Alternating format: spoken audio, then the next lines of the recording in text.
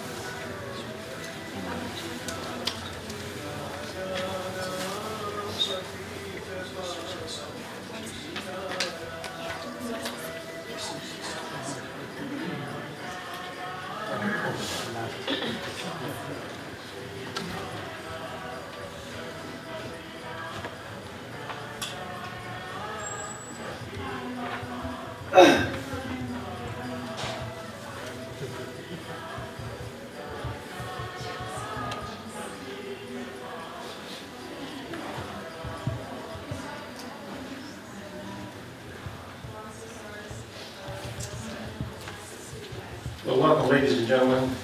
Thank you for coming today, and thank you for taking time on your Saturday to be here with us as we bid farewell to a wonderful lady. that we all know dearly and love. The fact that you're here today speaks well of her, and the family very much appreciates your attendance today, so thank you. We're going to go through a series of things today, and I kind of want to outline what's in your program. We'll begin with a prayer, and then we'll walk through several epilogues that the various people will offer. And at 12 o'clock, the priest will arrive and conduct a religious ceremony for Shobha. And then at 1 o'clock, we will proceed to the cremation center and commit Shobha's body to the earth. At 2 o'clock, for most family and friends, there's a reception at the house with light hors d'oeuvres. Feel free to take time between the time of the cremation ceremony and 2 o'clock to grab some lunch or gas up for those of you that got to drive back to Northern Virginia. I feel sorry for you, but we are happy to have you here in Colonial Heights today. And we will start this morning, and I'm going to ask Manju Singh to join us and lead us in prayer, please. Or offer a prayer, I should say.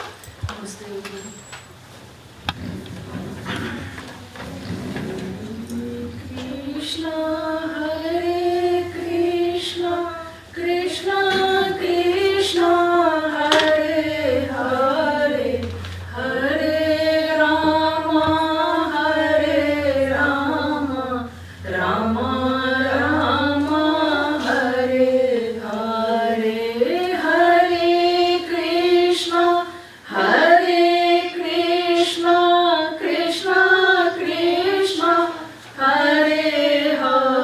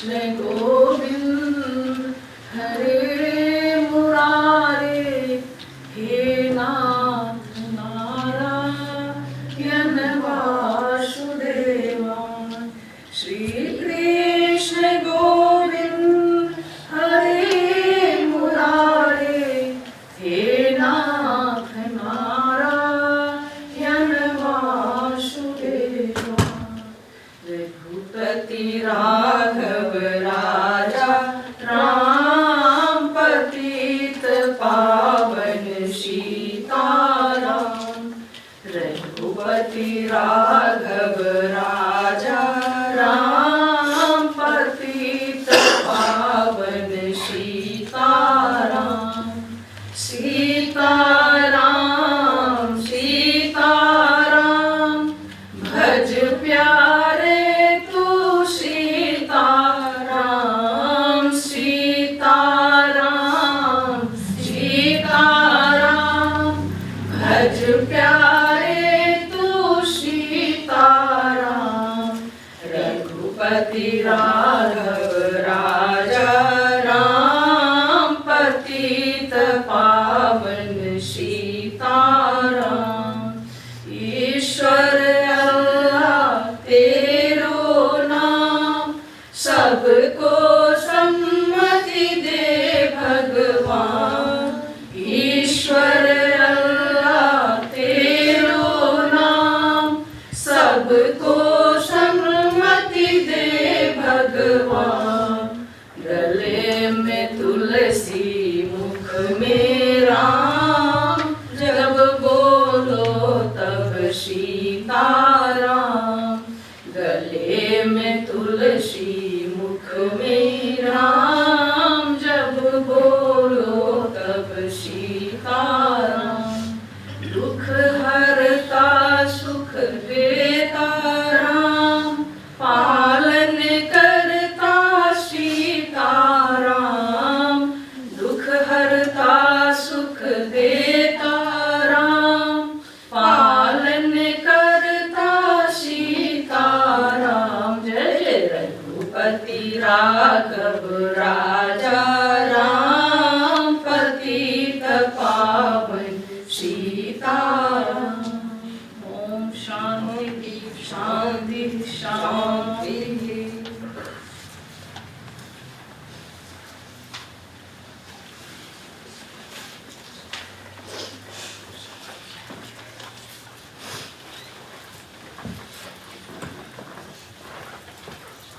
What an excellent song and an excellent prayer. Thank you so much.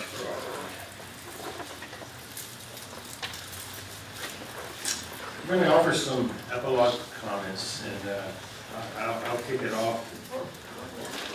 Some of you may say, time for me to stop talking, but I had a lot to say.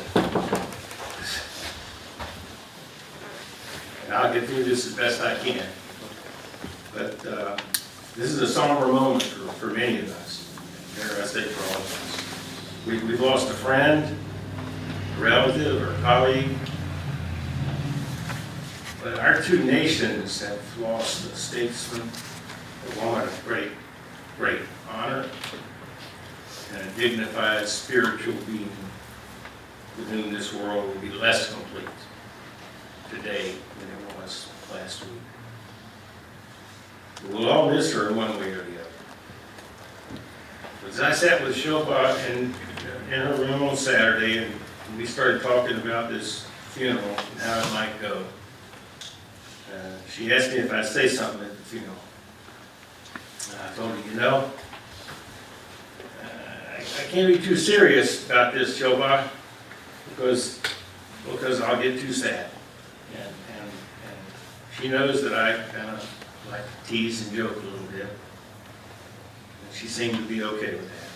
And so in this comments this morning, you'll hear a little bit of that. And she'll hear a little bit of that. But I think that's the way she kind of wanted.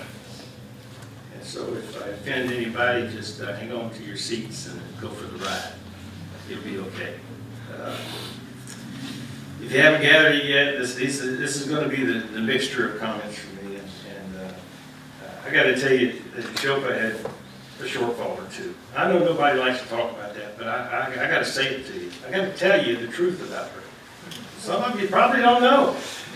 You probably came in here this morning and think that she's just a saint. Well, she is close to a saint. That's true. But she got a shortfall or two. And you know, it'd be wrong not to say that. She loved her students too much. She gave her life to those students. Every waking moment that she had alive and walked, she was thinking about teaching. She's been a teacher since she was a kid, and could travel and take slides. And everybody knows you haven't been around Shobha that she didn't take a picture. Right? Anybody ever been around her that you want a photo? Never. She takes pictures.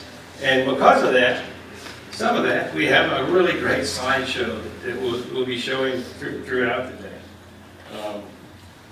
But I first met Shobha in Rotary, and Rotary is a service club, and their motto is service above self. And if anybody ever demonstrated the strength of that motto, it was Shobha. It's all about service above self. It's all about doing stuff for others. It's all about making connections. And Rotary is very strong in that. Make the connection between people around the world so that we have a better world, a more harmonious world, a world that is peaceful. And that's what she wanted. And many of the family members know that she's made those connections. One day, my Rotary buddy, Dr. Shobha, found herself in the hospital in Richmond. And Sheila and I went to visit her. And she'd had some surgery, and she was in great pain. And as Sheila fed her, and I harassed the nurse that appeared to give not one bit of care about her pain, we got through that process that day. And eventually, Shobha needed to come home, and so she rode home with us. So we put her in the car and rode her home. And that day kind of began my relationship with my sister Shobha. And it was a good relationship. And you know, when you go for these rides, you kind of know that there's a risk, right? And that phone reminds me of one thing, that I should cut mine off. And everybody else should cut theirs off. So take a minute. And if you haven't silenced your phone, this is a good time to do it. So silence your phone, and we'll continue on. And I'll tell you, Shobha, we drove her home that day, but after she got to feeling better, she said, I want to drive more, and I want to get on the road, and I want to get on the interstate. And so, you know, about that time, Rabat ran, and Sheila ran. And I got Sheila to go one ride with me on the interstate, Shobha. And she says, I think I'm going to let you do that. and so, but you know, she'd get on that ramp and go, and she'd pull out into the lane and usually slide into the middle lane. And I said, go, Shobha, go, push the pedal, go. And she'd be going 45 in the middle lane. and finally, she'd push the pedal, and we'd get up to 65 or 70, and then I taught her how to use cruise control. Cruise control to her is not like the cell phone. She can master that cell phone. She got that cell phone figured out, and she's probably taking a call right now. We don't even know. But she could manage multiple calls at one time, and she juggled a lot of balls, and she never dropped one. But going along that interstate, and I don't care what the truckers said as they came by blowing their horn, she was a good driver. and Sam Rabat goes by the nickname Sam. Just so you know, I lived through that whole process just fine. And you and Sheila should have had a little more courage. But Shobha had several major passions in my mind. Her family was one, not just Shravan and Anita and Shandi, but her extended family, her Colonial Heights family, the people that she loved in her community were part of her family. And you never went to Shobha's house that somebody didn't come by or call. I mean, if you were there for more than a half hour, somebody was going to come by for a visit, or somebody was going to call. She had an awesome group of friends, many of them here today. Many more would have been here had this not been such a fast turn from her passing to her funeral. But that's just the way that it kind of had to be this time. And as many of you know, there's going to be a celebration of life sometime in the future. I think we tentatively targeted mid-March, but that date will be solidified at some point soon. And we hope you'll join for that, because that's when we'll really have a chance to have some fun and speak a lot more in detail to Shobha. But you know, going to her house was an adventure. I learned a lot about the Indian culture and about the Indian people. I learned that as Shobha began her expansion into this world, she traveled a lot. And she would come home and bring slideshows. And the children would gather around, and Shobha would show these slideshows in the house and talk to them about where she had been and what she had done. And they were amazed. And you know, Shobha never left that theater. She was always in that theater. She just did it at Virginia State University. And the children would gather around.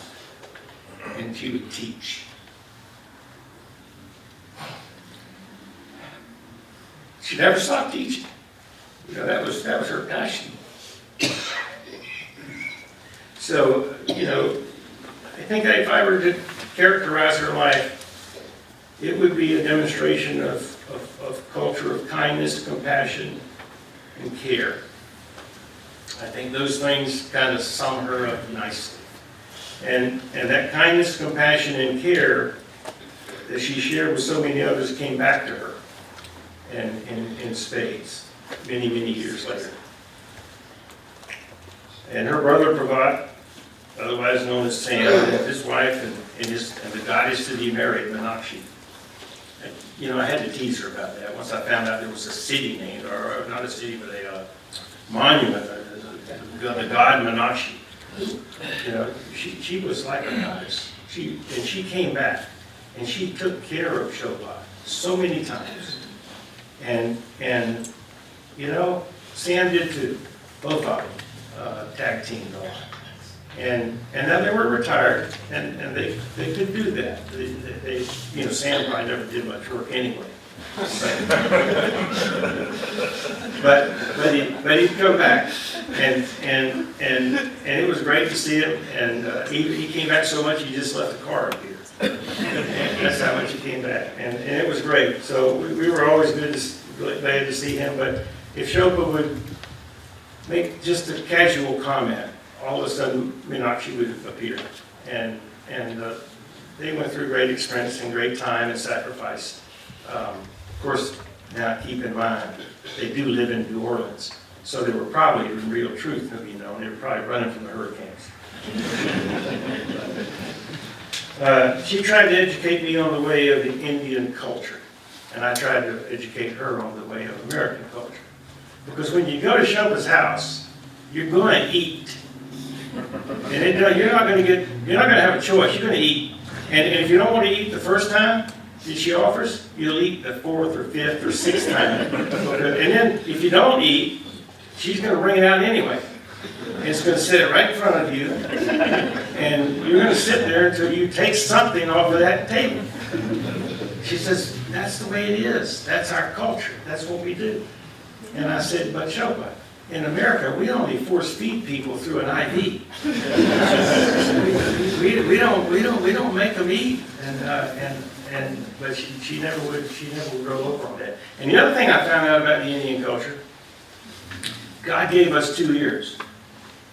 But Indian people, you guys have like 6 conversations at the same time. All loud. And all at the same time, back and forth. And if you try and follow one of those conversations, it's not easy.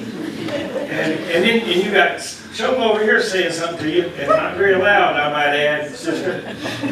And she's saying something to you, and then somebody over here is trying to carry a conversation, and you are trying to juggle all this. And if you're a poor American like me, you're also trying to pick up that accent. It's not easy. But we had a good time talking about our 2 different cultures and how things were different. And I learned so much about yours, and I got to tell you, you've got a magnificent culture, sir. You do. And your nation is strong and powerful and awesome. And America is too. And isn't it wonderful that we're such good friends, our 2 countries? It really is. But God only gave us 2 ears, and Shobha never knew that. She filled them up. The only person I ever knew that could have 3 conversations on her cell phone at one time. And so there's just 2. She could conference in a bunch of people. And going to her house and having conversations was like the old days, and some of us, you are, sir, are old enough to remember when the only news was ABC, NBC, and CBS. When you go to Shobha's house, it's like he picked up every cable channel that exists all at the same time. And it was a flood of information and friendship and love that it was exchanged in that house. And it was great. I think Shobha was also Dr. Corley. I think she maybe Dr. Corley from the university is representing us here this morning. She'll speak in a few minutes, but I think she kind of lied a little bit. She is not just a PhD. She is also an MD. And because she would take on those doctors that she saw. And she knew as much as they seemed to know. Because I went with her to a lot of doctor's appointments. And when she would go to a doctor's appointment, a lot of times we'd put Anita on the speakerphone too. And when Shobha didn't cover it, Anita would. And between the two of them, not a single doctor's appointment was left uncovered. I mean, between the two, Shobha went well prepared and well able to talk about a lot of the things that they needed to talk about. And then Anita helped, and she is a doctor, a medical doctor. So she helped also. And between the two of them, they got really great medical coverage. And she was an awesome consumer of healthcare.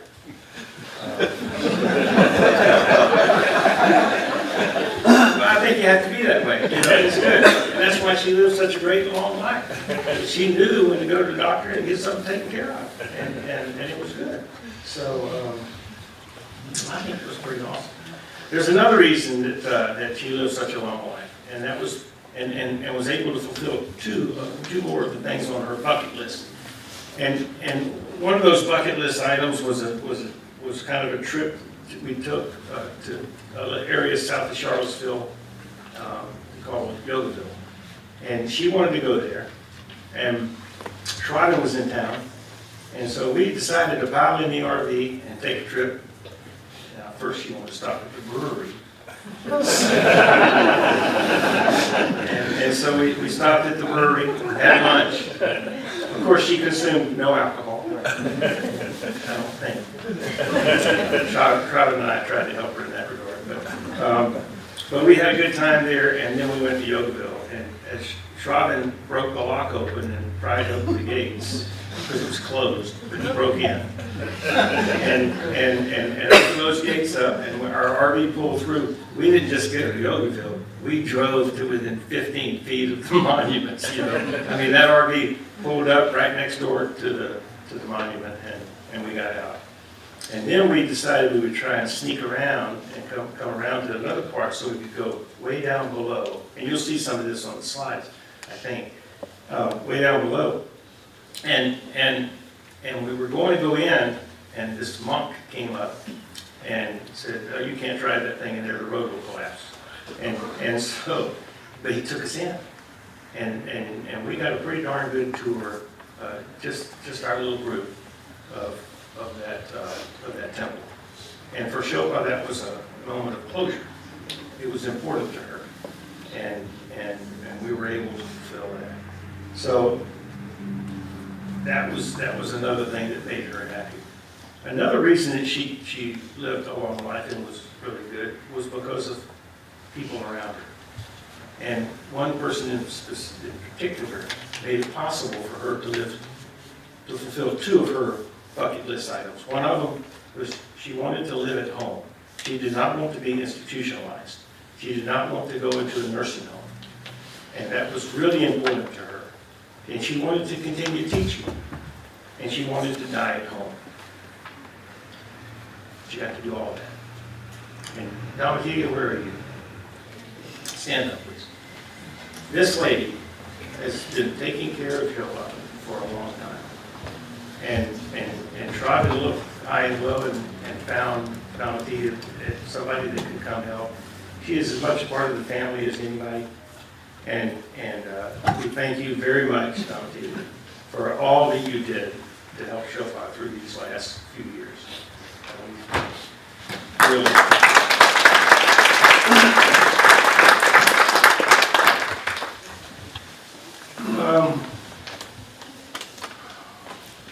I told Shobha that this would be a sad moment for me, and and it is. But it's not sad because I feel sorry for her, and I told her that. I don't feel sorry for you. You're going to die. I'm going to die. Everybody's going to die. We're okay with that. I feel sorry for the people you're leaving behind. I feel sorry for your family who loves you that's not going to have you there anymore. I feel sorry for your friends and your colleagues at the university that aren't going to have you anymore. That's who I feel sorry for. And that's who I'm sad for. I'm not sad for her. She has lived a good life. She'll be rewarded for the way she treated people, the way that she treated family.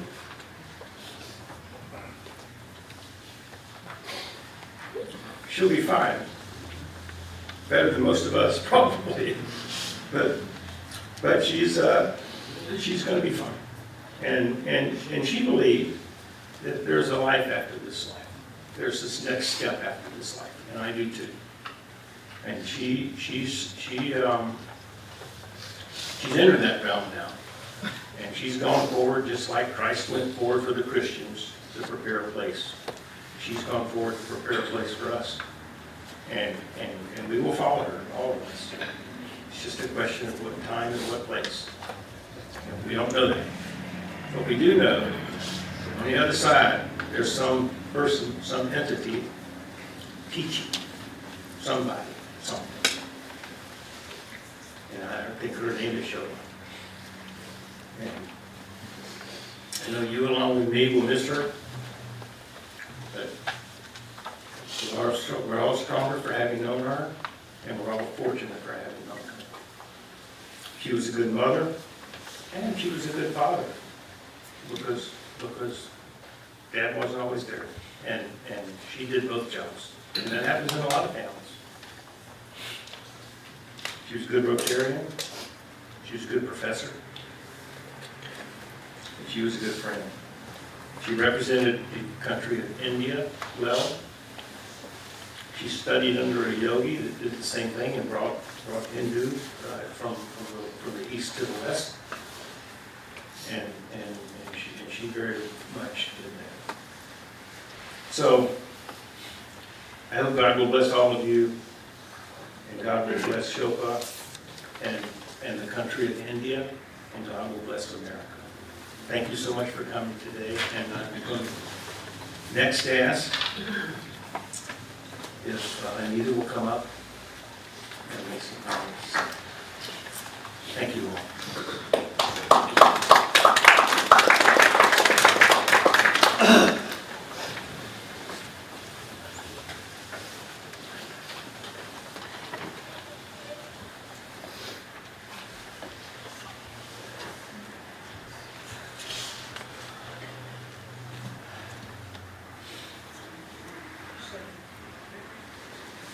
It's so hard to know where to start with Dr. Shobha Sriharan, or Mummy,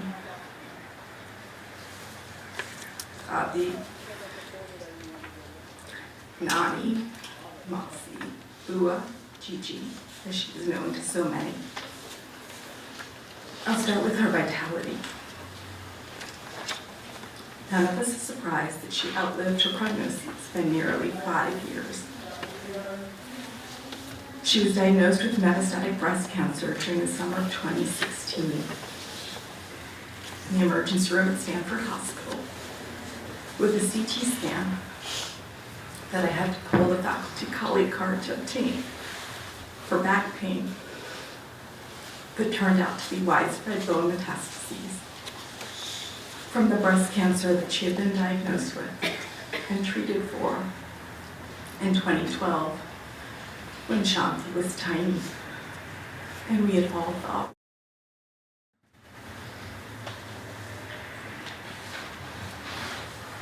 In October of 2021, we again worried that the end was near when we discovered metastases in her liver. But Shobha rushed to Virginia and helped her begin IV chemotherapy, which she tolerated remarkably well for women in her 80s. So we have that vitality. Me and the family all remember her working until all hours of the night, well into her 80s. She had endless energy for hobbies and traveling. and her family and friends, and everything that gave her life the same. She spent the last bit of her life with very little mobility. But was she unhappy? Not to hear her tell it. She also had a staunch will. As she aged, she continued to stubbornly insist on travel to places that left Shravan and I less than pleased. But she persisted. From Sri Lanka as a Fulbright scholar in 2011 to the wilds of Fairbanks, Alaska with her Virginia State University students, she insisted on casting her travel net wide,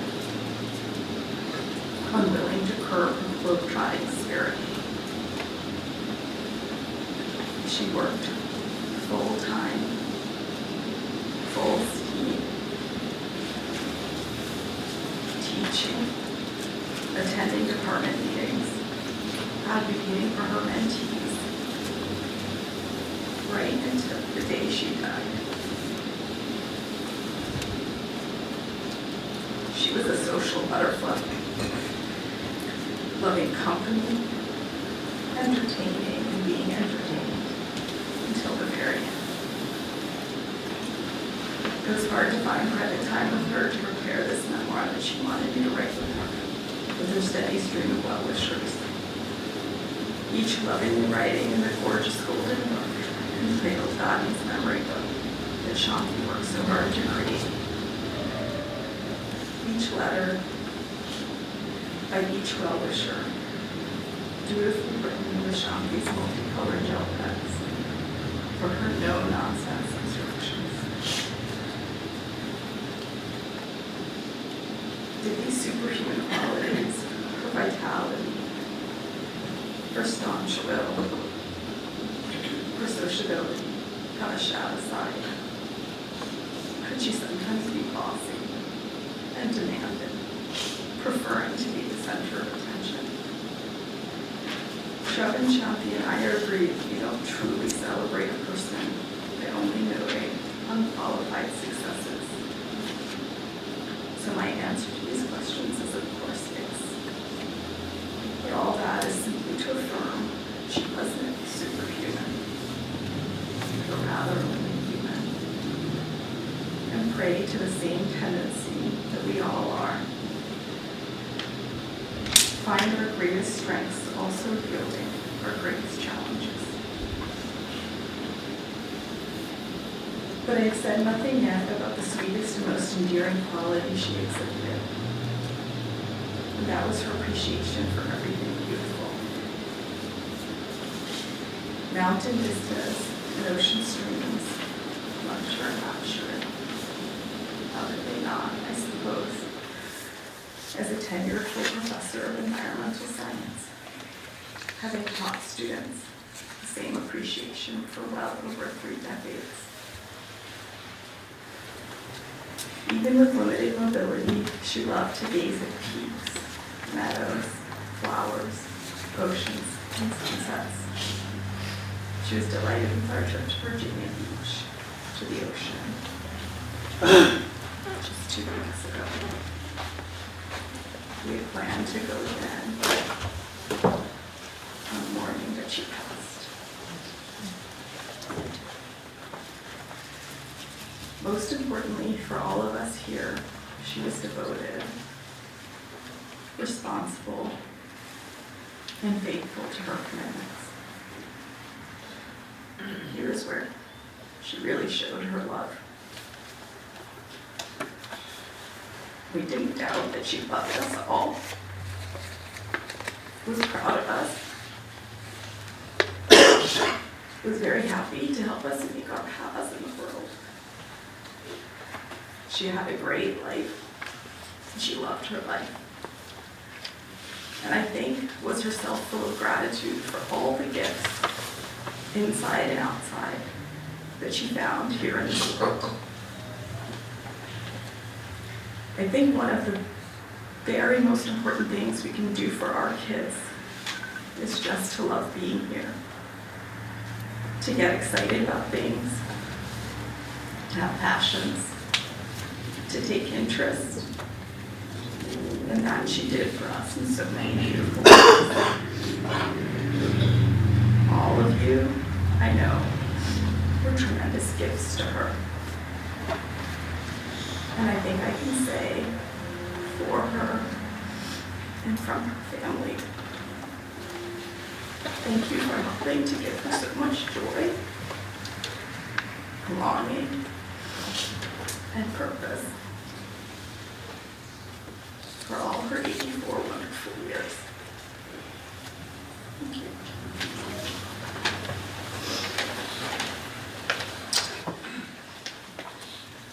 Thank you, Anita.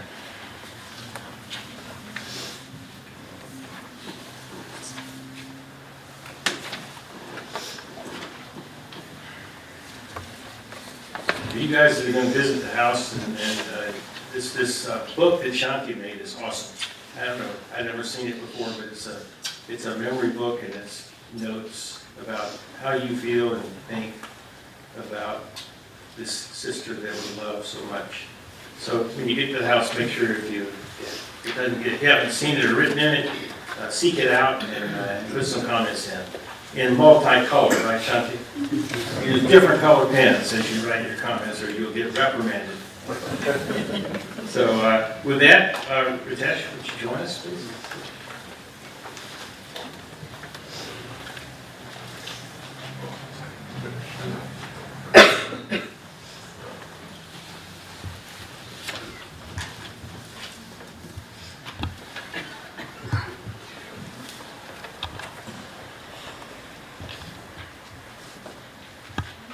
Namaste. I'm Ritesh Saxena, Shobha's nephew, living in Northern Virginia. And I'm grateful to have been offered this opportunity to say a few words about beloved Shobha on behalf of my father and our entire family here in the United States as well as in India. I'm accompanied here by my father, Sri Sudesh Chandra Saxena, who I know is going to miss his beloved elder sister immensely. As we've been living here, or he's been living here with us in Northern Virginia these past 2 years, or a year and a half,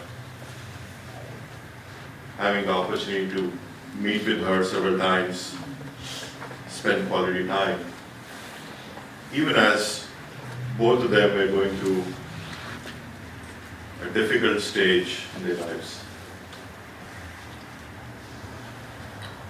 It is hard to imagine that Shobha, the great anchor of our family, is no more.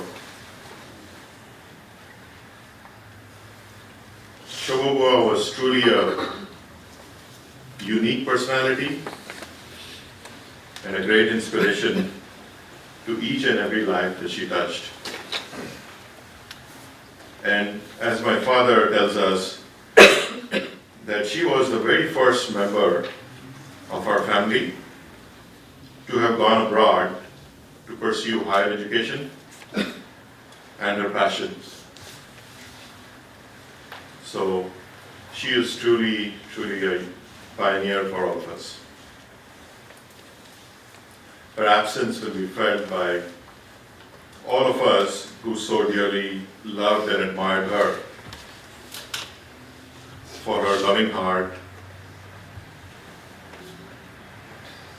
great compassion, unparalleled compassion, good courage, and perseverance, even in the face of any adversity. Shobha and I developed a special bond ever since I came to the US in 1985 as a young graduate student at ODU in Norfolk, Virginia. Shobha, along with Shravan, was the very first family member who visited me even as I was getting situated. And I still clearly remember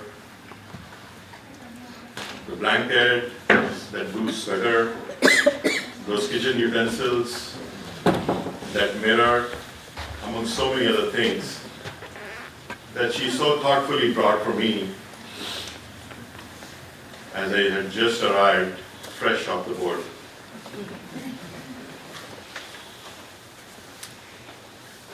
Through the years, she continued to shower the same love and blessings also to my wife, Pratima, and our sons, Rishi and Sahil,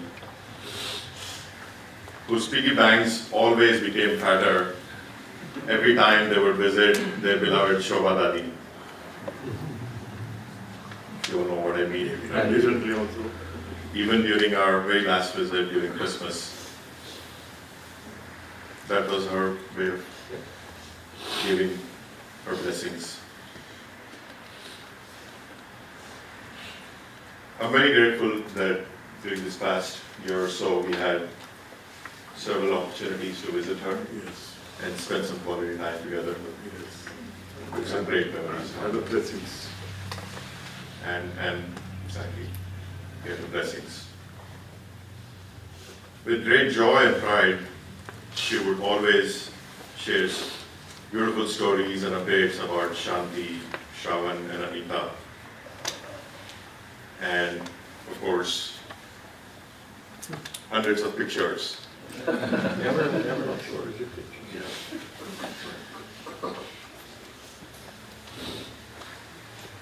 Even though she has left us for her heavenly abode, Shravan, I'm sure she will always live within you, Shravan, through all your deeds, the values that she's imbibed in you, and the loving and caring personality that you are. With everything that she has done for her family, friends, and community, like you said, Dave, I'm sure she will be rewarded. And so we wish that she attains moksha,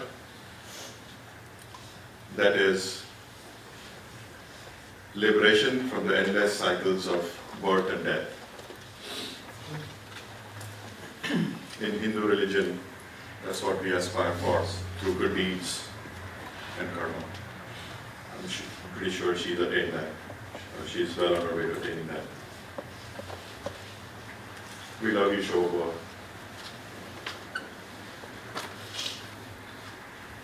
I'd like to close by reading a message from my father about his beloved and elder sister to our family. It goes like, my hardest tribute to Shobha Jiji, the 85-year-old working professor who kept herself busy till the last day. Let us be inspired by her, especially the youngsters, and stay busy doing something great like her.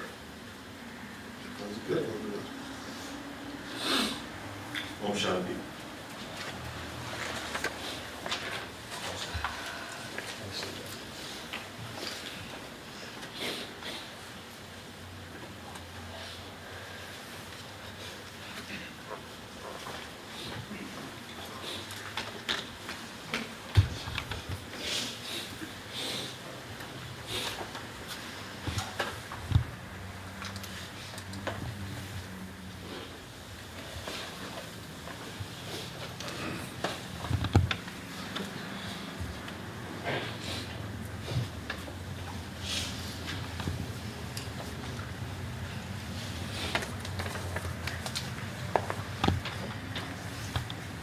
In Shobha's life, there were a lot of problems.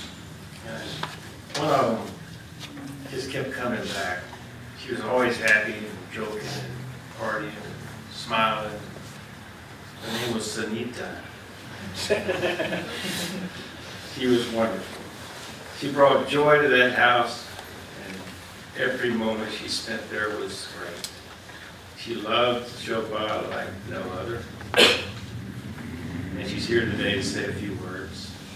Come on, join us.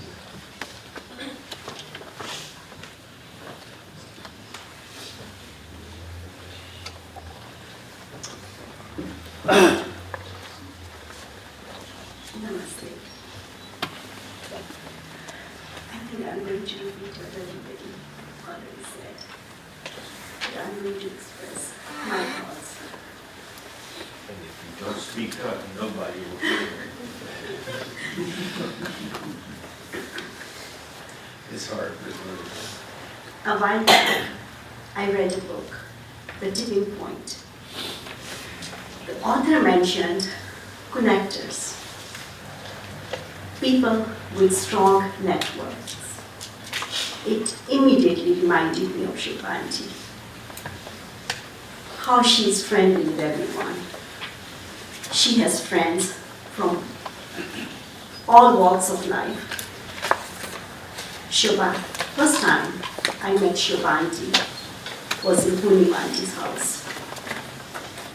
She came over and introduced herself. She said, "You must be Sunita.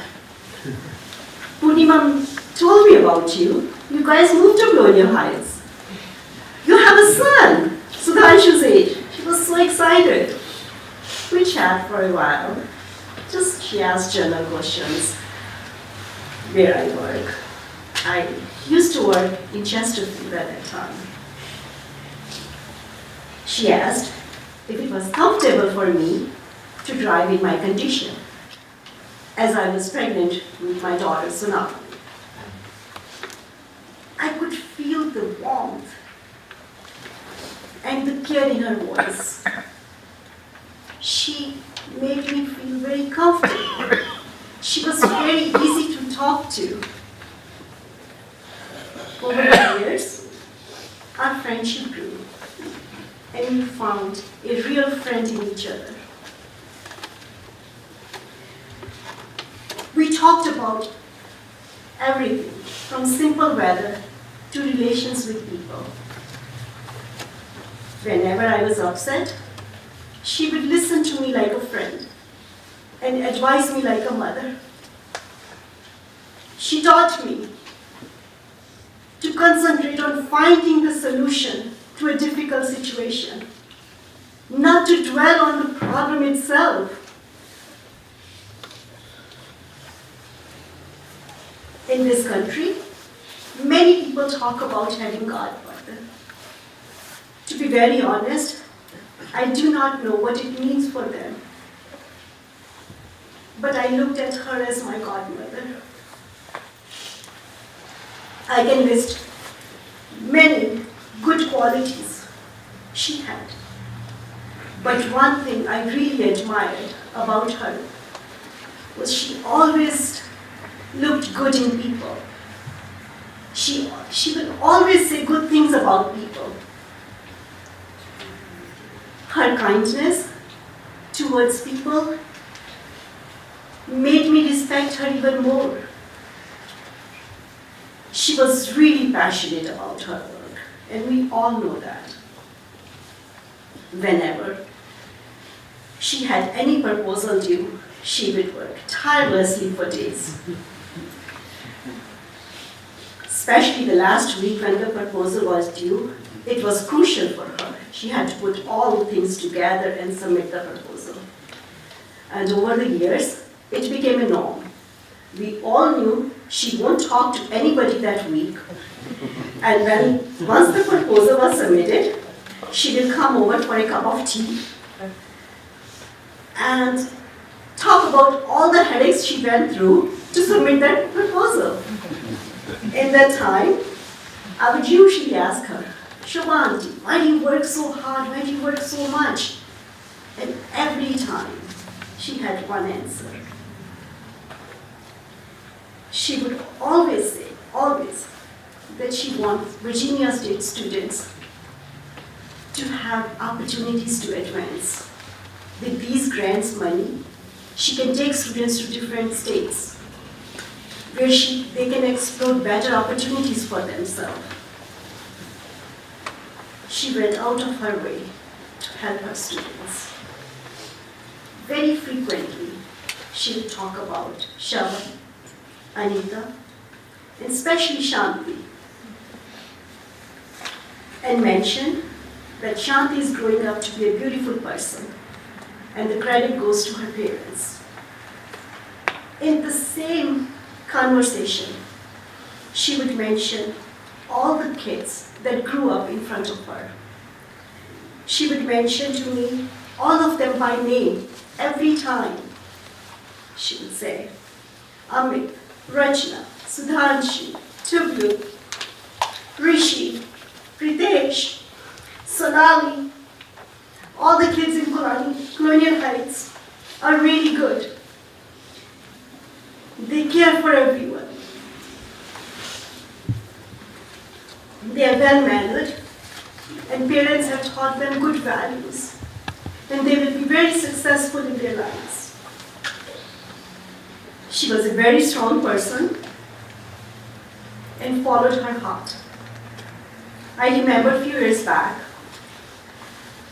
she was having a lot of pain, and doctor suggested back surgery. Can alleviate her pain, but it would be dangerous at her age. She told me everyone in the family was hesitant for that surgery. But she told me she will be fine and went ahead with the surgery. It took her some time, but she recovered from the surgery through her sheer will. She was confident about every decision she made. I can tell you, she really had a knack for making friends, and I have witnessed that firsthand. During COVID, we all used to go for a walk in the evenings at Tussie. Shobha auntie would join us. There used to be two other ladies who used to come at the same time to walk. So a few weeks later, she called me and she said, Sunita, would you join us for lunch? Those two ladies are very good friends of mine. I was surprised and I said, unfortunately, I could not join because of my previous commitment. But till today, I could not figure out. She was walking with us, how she made them friends, just by walking. And one of them might be here today. She talked about her quite a bit. I have to share a very sweet and adorable habit she had. Whenever she went to Indian store, she would bring Indian vegetables for all of us. Everybody in Colonial Heights. Me, Puna, Manju, Nutan, Purnima auntie, Kanak auntie, Shobha auntie, everybody. And then she would either ask me or Poonam to put them on their doors. Like the fact that she would bring it, I used to say, Shobha auntie, why do you do that? None of us wanted to do that, but she continued doing it. Even when she would go for her treatment, then it became Domitila's duty to give vegetables to everybody. I think that was her way of showing love to us. Even though work kept Shobha auntie busy, she would find time to develop strong friendship and spend time with friends. She was a very fun-loving person. In Colonial Heights, we used to have a lot of tea together, tea times. We'll all get together and have tea. Either in our place, Poonam's, Purnima's, Shobha aunties. So sometimes I will call her and say, Shobha auntie, I'm coming over for tea. As soon as she heard that, or from anybody, she would call everybody else and we'll make a small get-together. So after a while, I knew I will never be alone at Shobha auntie's house. Somebody will always be there. Not that I mind. To be very honest, I loved it. Because we all had fun. All her memories will always stay with all of us forever. Sunday was the last day I was with her. Like always, I was not the only person there. Saliha was there, Tina was there, Shubhisti was there. Neelam suggested we do Amritwani. She did Amritwani with us. And after that, we all had tea. She was talking to us. She looked very happy. But none of us knew that would be the last day we would have tea. In the end, I'm going to say she was an amazing person who touched the life of many. I know.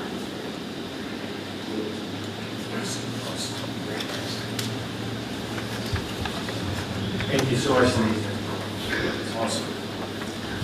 Annette, would you join us?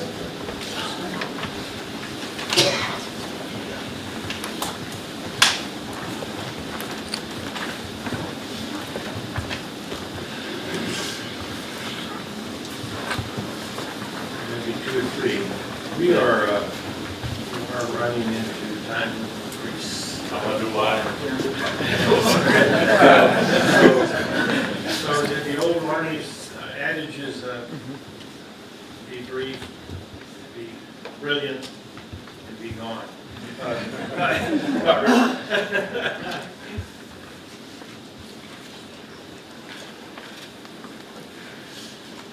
Hi everyone, I'm Aman, one of Shravan's friends. I've known Shravan and Shobha Auntie for well over 20 years now, and today speaking about Auntie is pretty tough. Shobha Auntie was such a warm and loving person. She treated all of us as her own, as sons and daughters. You'd never know the difference. Always asking about our lives, giving sound advice, and making sure we were all well fed each time we saw her. Not only did Auntie treat us like family, but she was also a great educator, which I was fortunate to experience firsthand. I had a chance to travel internationally with Shobha Auntie to China and Tibet during Shruv's study abroad program many years back. What stood out to me were the instant connections Auntie made to perfect strangers. We went from being just everyday tourists to connecting socially to the local people and culture. While we were in Tibet, Amit, Shrav, and I would be staring at monasteries and Tibetan landscape, not fully appreciating what we were standing in front of. But Shobha Auntie educated us on its deep spiritual meaning and how, in fact, all that we were looking at were some of the oldest and most holy Hindu and Buddhist sites in the world. I just feel blessed to have seen a part of the world through her eyes, and will always cherish that quality time with her.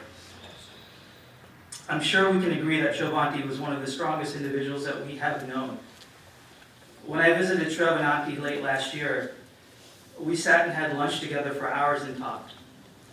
She was always sharing stories, asking about our families, and would bring up memories of years past that we all had together. Despite her ailment, her cancer treatment, no one would ever know from conversation what she was going through. We're all going to miss Auntie so much. She was such an inspiration to us. Shrav, we love you, and we're always here to support you in any way we can, sending our love and strength to the family.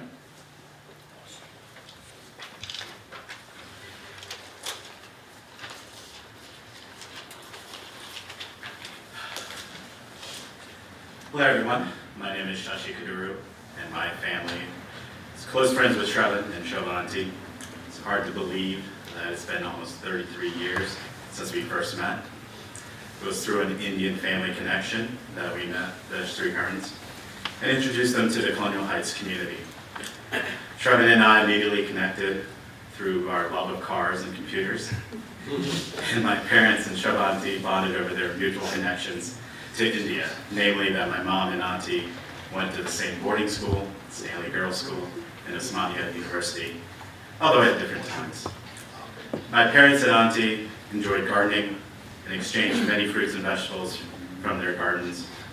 I recall my mom using some peppers given to her by Shobha Auntie in a fried rice dish. It was so spicy that I had to go to the food line and pick up some yogurt to put the fire out in my mouth. Little did we know that Auntie was experimenting with having arrows at the time. Fish so spicy. Shobha Auntie was a force to behold. She was an intellectual, caring professor, a diligent grant writer, world traveler, compassionate, endearing friend, and an adoring mother. Let's say that she was a bit of a socialite too, that she quickly made friends no matter where she was.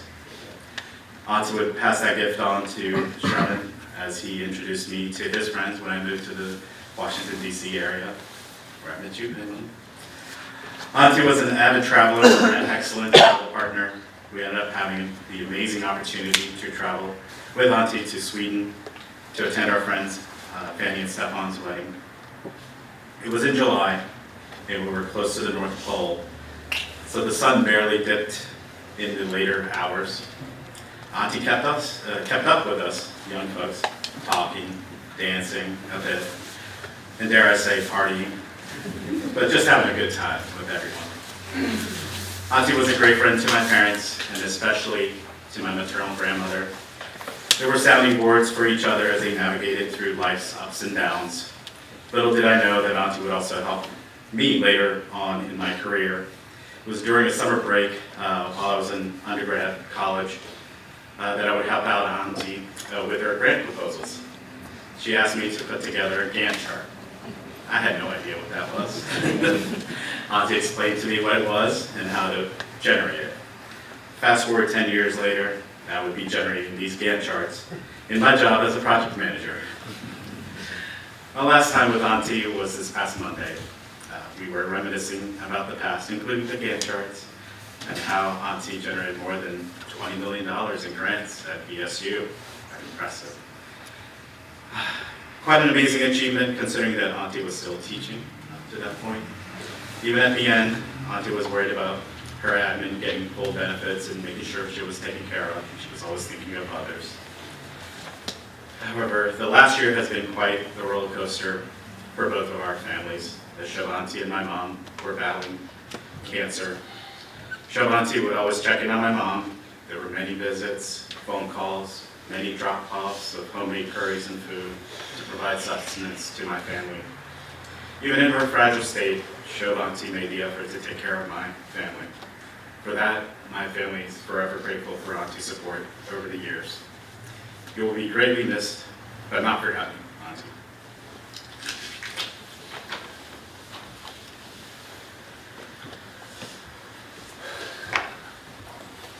Hi, my name is Amit.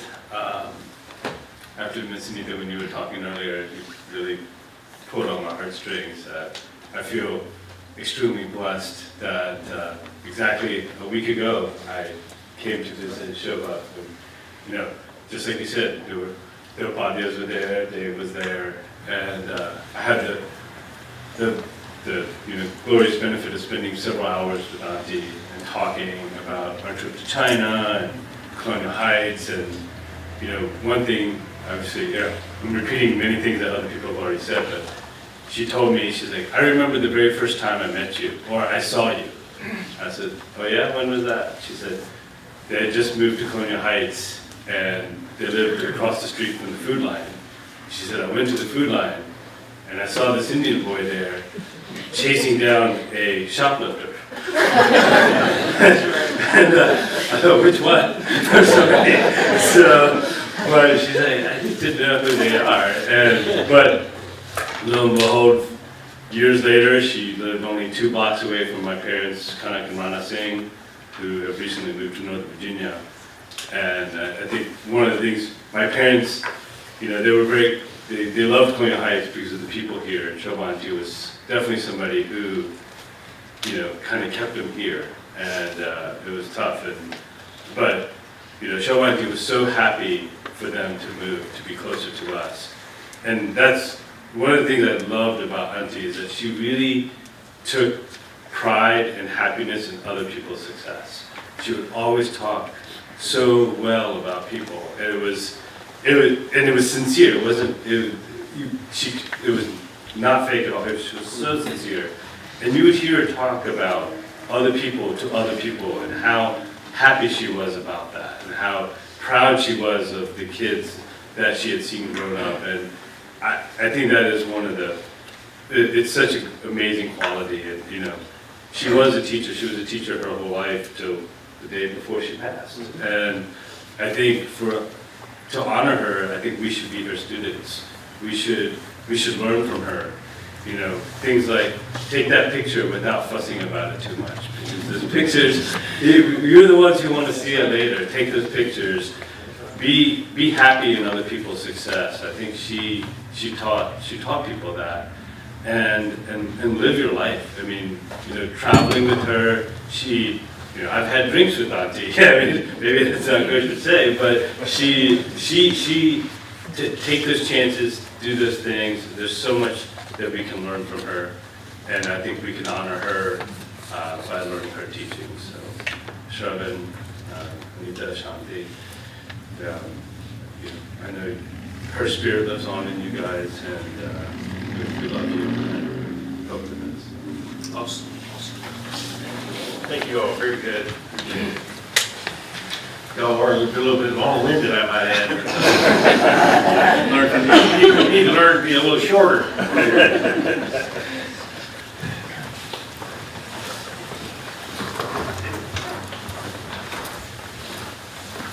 I said you guys, Indian culture gets things confused by so many titles. We have a grand-nephew. I don't know exactly what that is. But he's a sharp-looking guy. I think he played basketball for one of the major leagues here. But Farm, would you please come up and say a few words?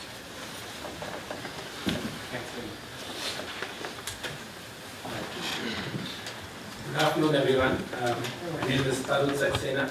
So I'm the grandnephew of Dr. Sriharan, or Shobha Nani, that I would call her. So she was my grand aunt from my mom's side. So I just want to share a few anecdotes. It's pretty short. So summer of 2005, my first summer in the United States, I spent with Nani. She was having her knees replaced. I got here. I was in grad school at Syracuse. And Nani, you know, she secured an internship for me at Virginia Commonwealth University that really jump-started my research career and set me up for success. And you know, she made sure I received my driver's license. Actually, Singh uncle helped me get to the test. That was fantastic. And I know Sunita mentioned Nani loved tea or chai, and you know, we spent so many nights, late nights, sipping chai. I would make it discussing science, Bollywood. I mean, anything under the sun. In fact, one of our recent visits, she was so up to date with Bollywood. She said, "Do you know Amir Khan's getting divorced?" I was like, "What?" I had no idea. So, one of my most cherished memories is we would drive late in the night, past 11 o'clock, to the Waffle House to just get some waffles and coffee. Because I like coffee, and she would do it in spite of her knees recovery. So, and Dave, I know you mentioned the brewery, Amit mentioned a drink. I think I might have something to do with it. One summer, 8 years back, she visited my wife, Rupali, and I in Atlanta. And it was hot summer. Stayed with us for a week or so in Atlanta. And I would offer her some gin in the evenings. And she would readily have it. And before she left, the last day, she said, "Tarun, you've made me a drunkard." So just such wonderful, wonderful memories with her. You know, someone said youth is wasted on the young. And I think she really defied that statement. She lived a full, youthful life filled with love, compassion, zest, and learning, really curious till the very end. You know, Shobha, the word Shobha means beauty, a splendor. And I will forever cherish the beauty and splendor of her life. Thank you. Excellent. Thank you so much. Excellent.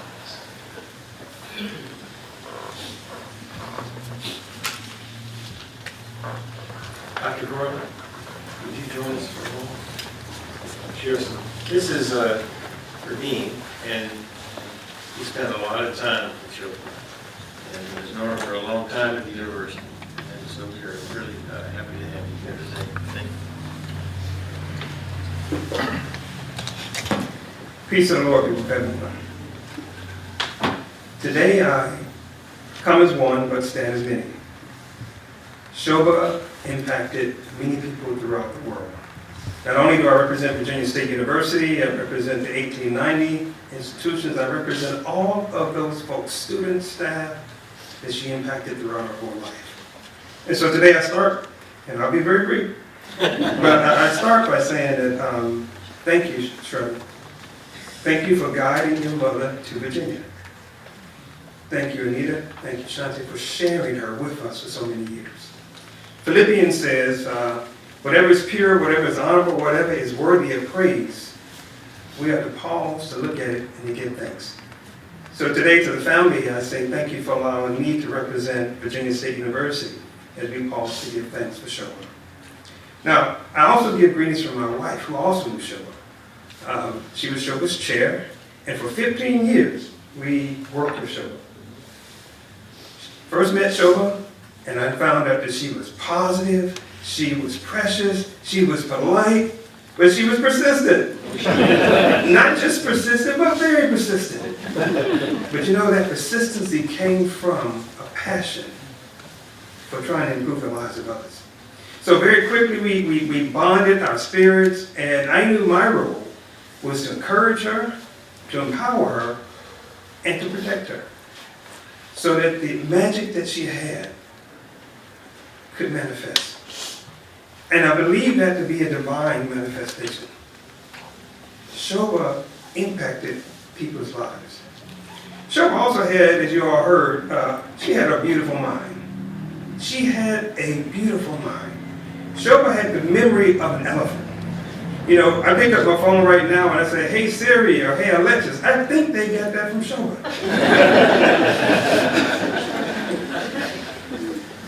But with that great mind, she also had a beautiful heart. Shobha gave more to people than she ever received. I also want to say that, you know, over the years it became evident, as you all have heard, that Shobha had this great passion for teaching and for learning. Went to some of Shobha's classes, I saw some of the most innovative things that I've ever seen. I looked up on the screen in one class and there were 4 different quadrants. This was way before we had Zoom and all of this stuff. Those were folks from multiple parts of the country, and she had our students debating them. You can imagine this going back 15 years ago. She was innovative. I also say that not only did she impact her students, her peers. You heard a lot about the grants that she wrote. She actually helped a lot of her peers write grants so that they could get promotion, they could get tenure, so that they can improve their lives in their own personal careers. I also want to say that Shobha loved family. So Shrian and Anita, I don't know if you all remember, I think it was 2009. My wife and my kids, we came down to join you on your pre-wedding celebration. I got introduced to fish curry. It was great. I've been making fish curry ever since. But Shobha also loved Virginia State University. We are very grateful that on Friday we were invited. President Abdullah, Provost Palm, and myself. We had a great opportunity to spend time with Shobha. We laughed, we talked about her journey, we talked about some of the challenges of the present, and we talked about some of the opportunities of the future. We held hands, and then we prayed. I want to present this as a small token as I close. But before I do that, I want to say the spirit that Shobha left with me that day, these are the words that she left with me in my heart. This comes from the prayer of St. Francis. It said, Lord, make me an instrument of your peace. Where there is hatred, let me sow love. Where there is injury, pardon. Where there is doubt, faith. Where there is despair, hope. Where there is darkness, light. Where there is sadness, joy. O divine Master, grant that I may not so much seek to be consoled as to console. To be understood as to understand, and to be loved as to love. For it is in giving that we receive, it is in pardoning that we are pardoned, and it is in dying that we are born. to eternal life. On behalf of Virginia State University, on behalf of the College of Agriculture, on behalf of the Department of Agriculture, and all of Shobha's friends all over the world, I want to present this to you all as a small token of our love, how much we care, and how much she'll be missed by us. Peace of the Lord be with you all. On behalf of both our President, McCall Abdul, and our Provost, Dr. Donald Palm, I present this to the Sriharan family. Thank you.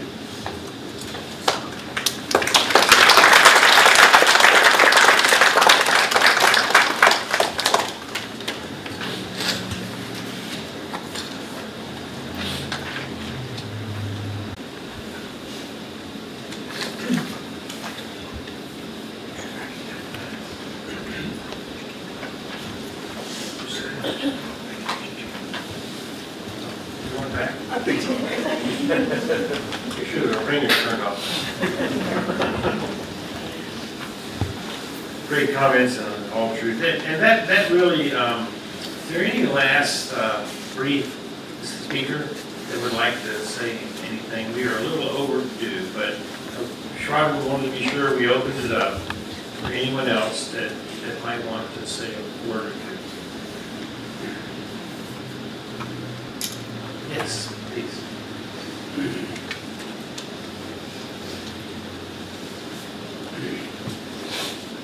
Now, I think you are the microbiology guy, right?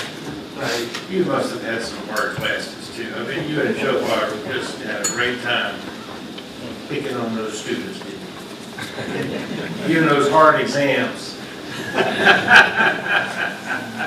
Welcome. Thank you for coming.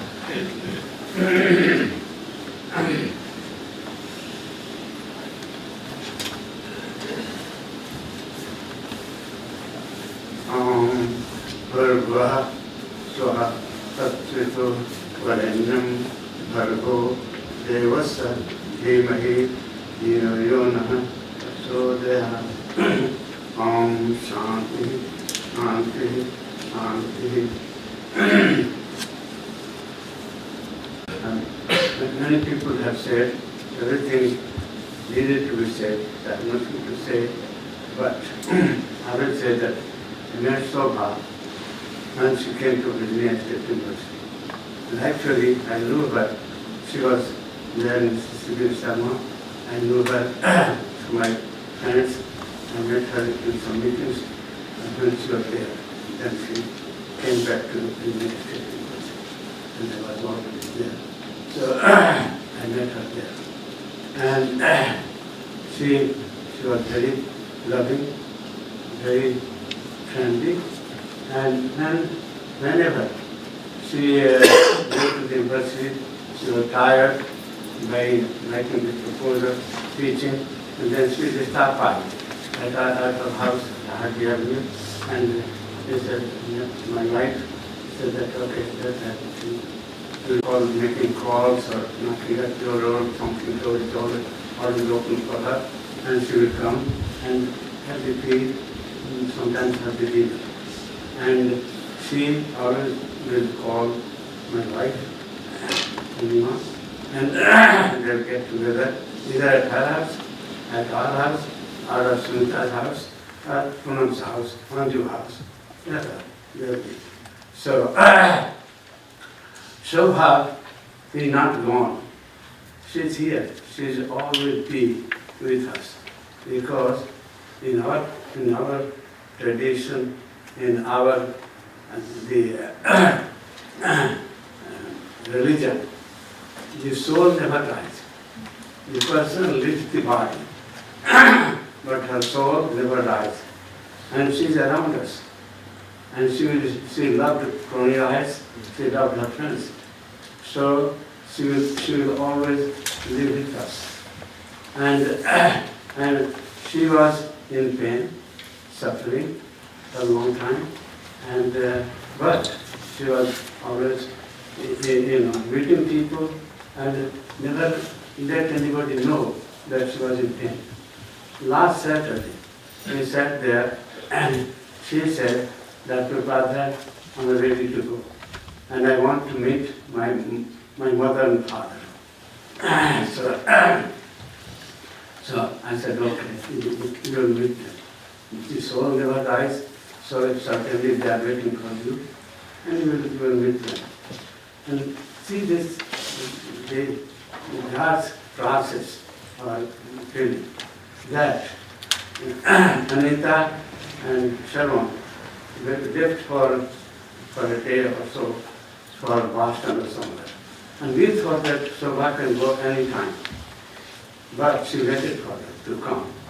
And after they came, and then she didn't want to go without seeing Anita, Sharon, and Shanti. Then she saw them. And then after that, she left. And the Shobha was the beauty of Colonial Heights. So Shobha will always be remembered. And Shobha has not left us. Shobha is with us and will always be with us. Only she has left the body. Thank you. Thank you so much. You're right on target, too. Thanks for coming. All of you had heard great comments, and let's recognize that the ultimate guy to make comments here this morning is the son that she born. And turn this over to Robin for comments.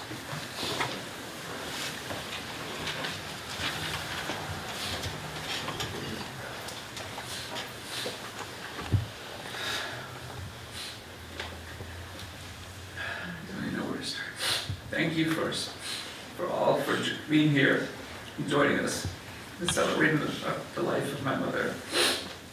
I refer to her as Mommy, which I think all of you have heard me say. She was a pillar in our family, a source of strength to so many. I'm sorry I'm repeating some of the words you've already heard, but it was true. It was for me too. She was highly motivated, very enthusiastic, and always thinking about others and trying to help those that have not been given opportunities.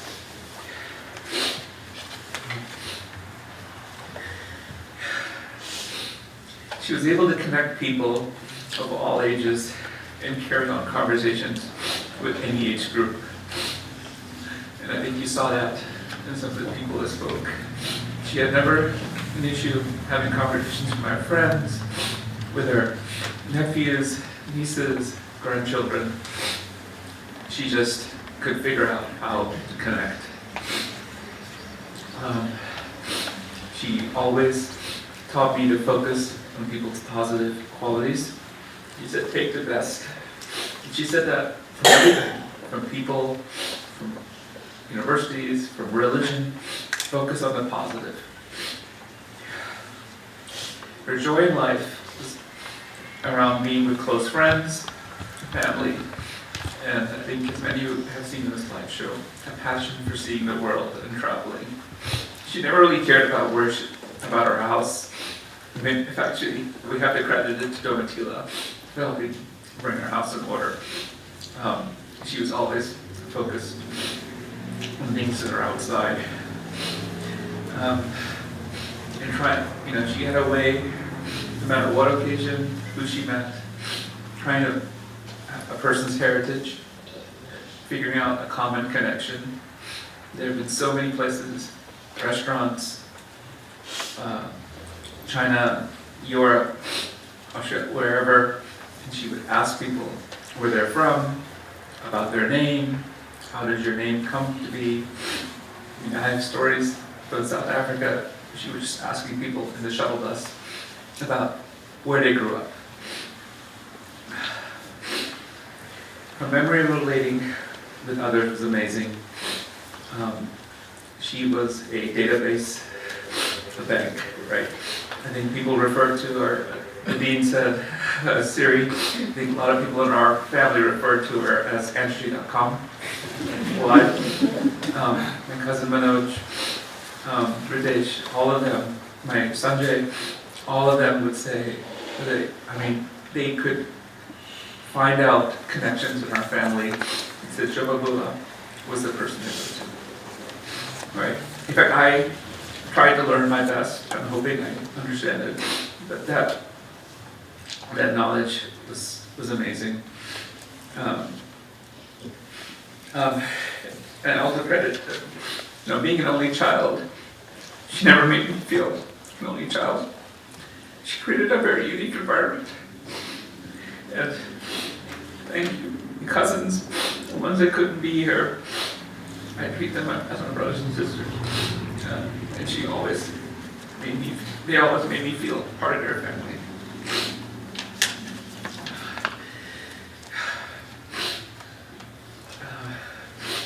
And she would go,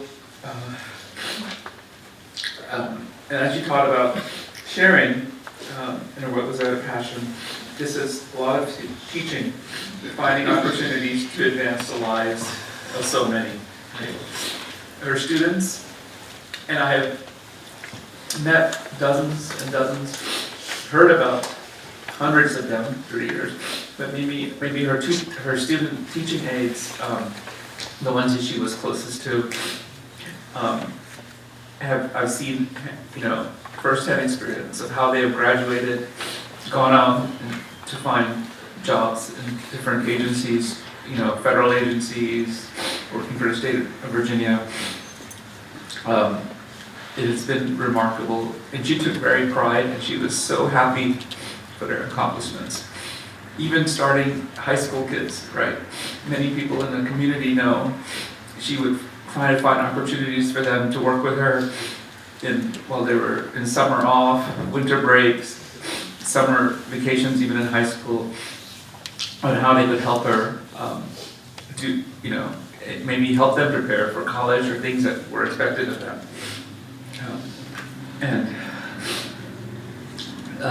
And she was, I think, remember, was it Amit or Sashi mentioned, she was very proud of everyone, right?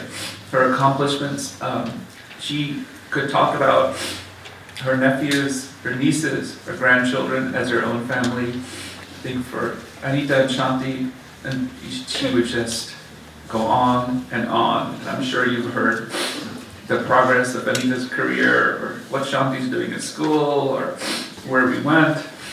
She was just so happy to share the excitement. Like many others, I have countless memories of her long dedication of working into the late night hours. I could call her anytime, she would be online. She figured out how to Zoom was like the biggest thing that kept her going lately. But before that, it was email, text messaging. I could never figure out how to teach her how to use Netflix or search for a movie, but she knew how to do email and text messaging and keep tracks and make phone calls, right? Before cell phones, I would try to call the home number. If I couldn't find her, she would be at the office. Immediately call the office number next, and she's there. And this is at 10, 11 o'clock at night, Friday night, weekends, you name it. I think she knew some of the VSU security staff by first name. This is back then when she was in Owens Hall. Her office was on the 3rd floor. It hadn't been renovated yet. The top corner was where her office was, and they would know that light was on. It was because of her. During our time in Selma, before we moved to Virginia, my mom's colleagues and friends in the community referred to her as the Energizer Bunny. And I think she maintained that till the end. For the last few weeks, my trips for the last 2 years, 3 years, spending more time with her. He was on calls, continuing to do work, and just Tuesday, you can't believe, she wanted to attend our department meeting at 2 o'clock. She requested them, it was an in-person meeting, but she requested them to create a Zoom link for her. She joined the call at 2 o'clock. I don't know how she did it. She was so tired that day. With the help of a couple of us, she moved to the chair and attended our call. My mom's life journey, it crossed many hills and also valleys. I think, as some of you know, her marriage, my parents' marriage was not the best, but their dedication to me was outstanding. As my mom's siblings and close friends remember, she managed through years of struggle. Well, so there was quite a bit of time my mom struggled quite a bit. We had moved to the U.S. with no certainty of where the journey would take us. She shielded me from that, from the difficult pain of not knowing how to pay for things, where our immigration would go, and what would happen next. Even though she was struggling and suffering, she always made sure that I had what I needed, right? To go to the ends of the earth, to make sure that I would get that. I think this helped me build a very respect for the challenges that single mothers face. I guess a few people mentioned she was both a mother and had to create a fatherhood figure for me too.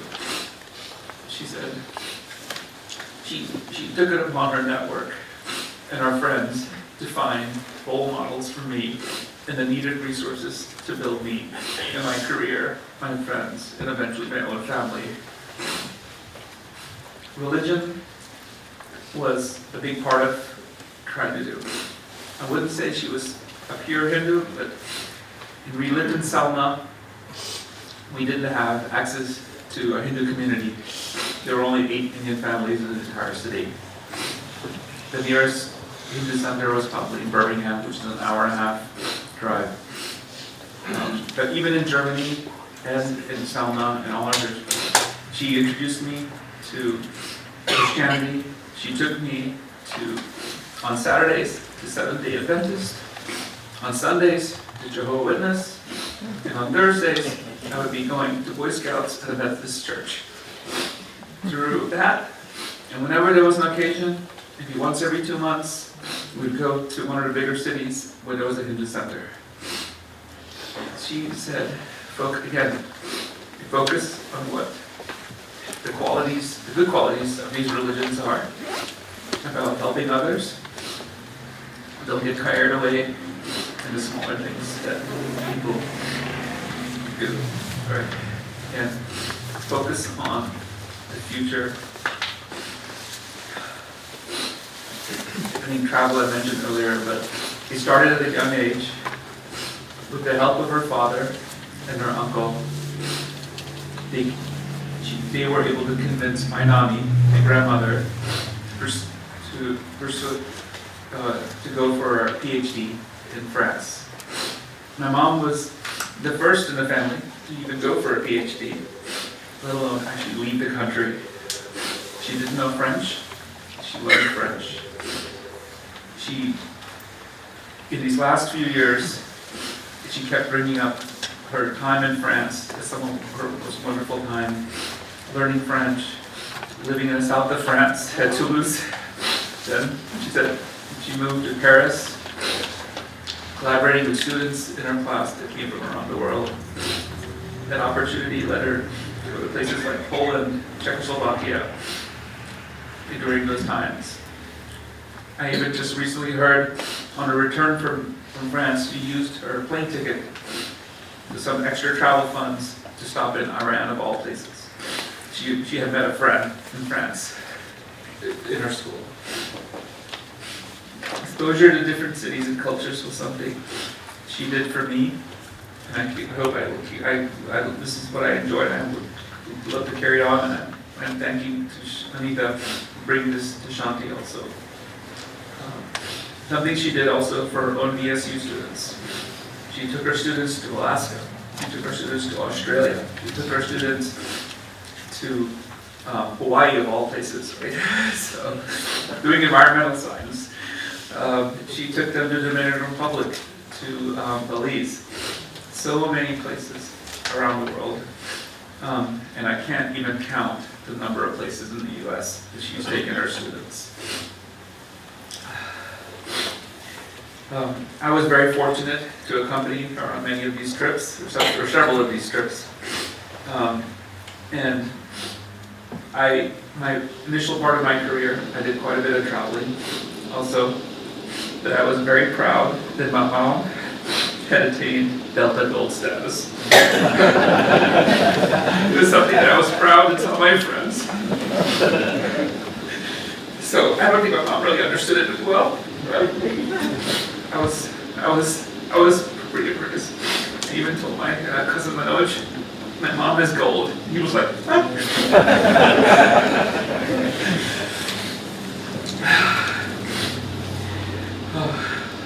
As many mothers, as any mom, her biggest concern was about me.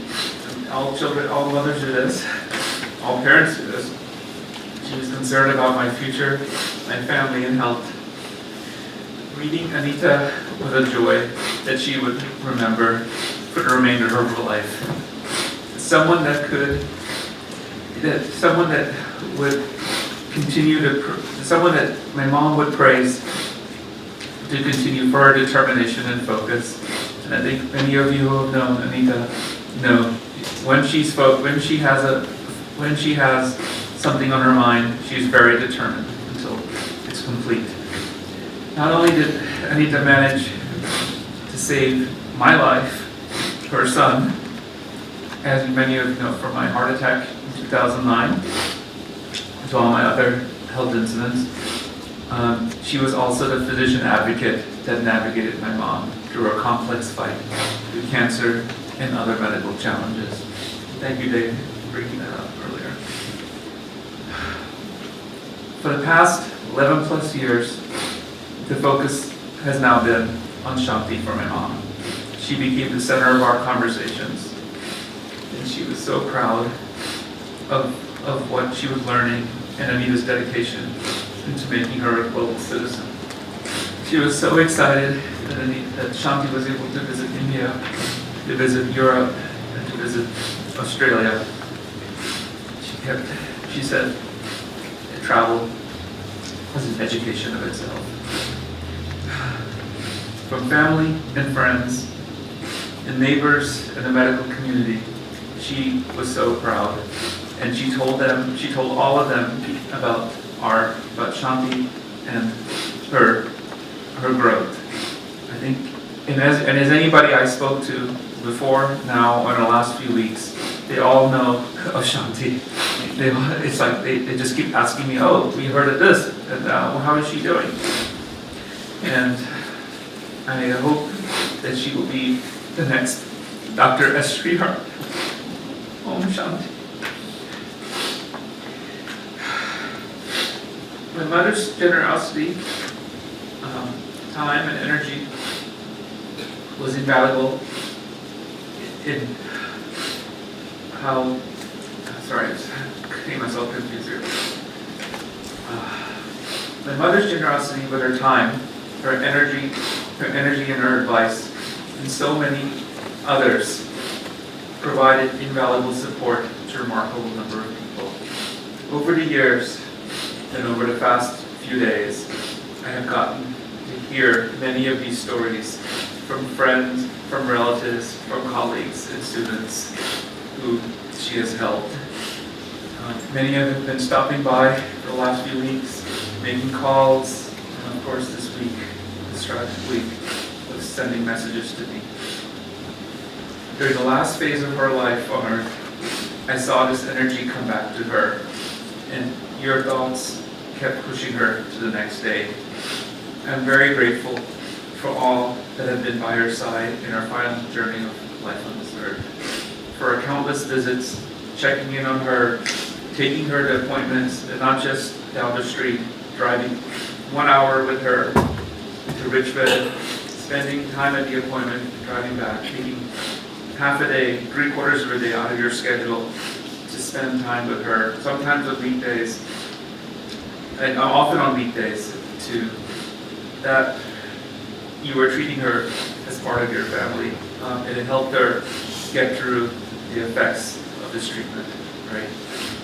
The pandemic and geographic boundaries caused large distance separations between me and my mommy, but your support helped me get through this with her.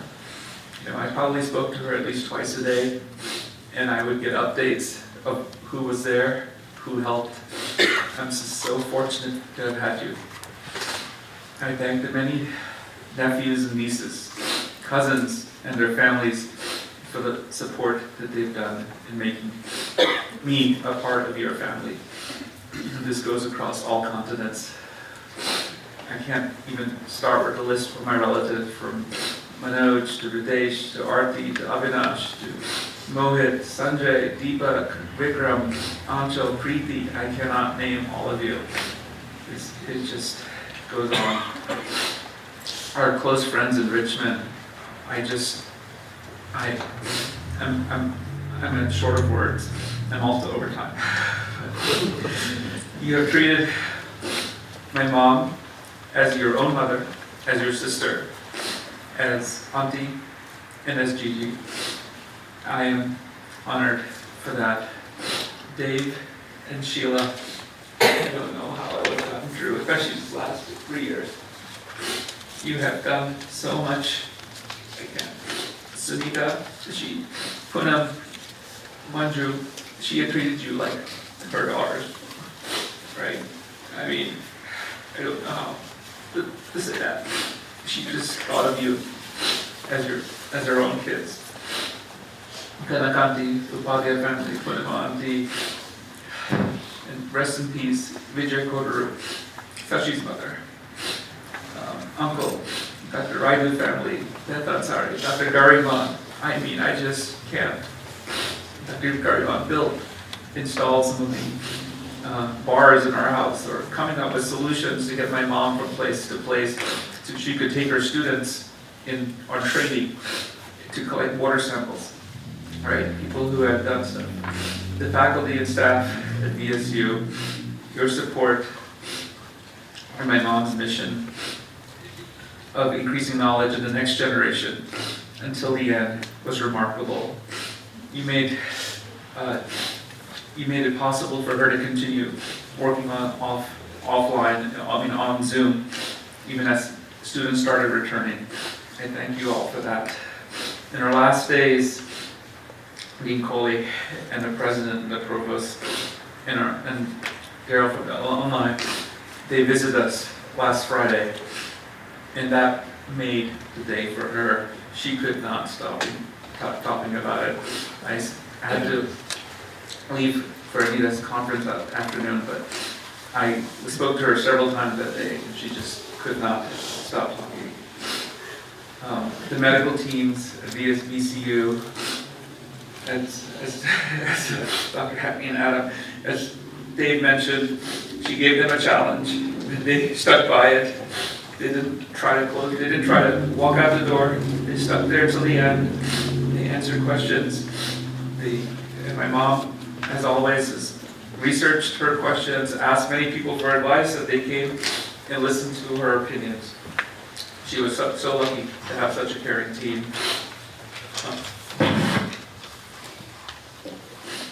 And even my mom was so excited, and I think she was the first one to sign up for a procedure if it could make her independent, even though I think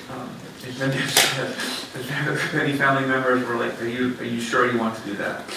With that back surgery that we talked about, she was ready for it because it would keep her independent.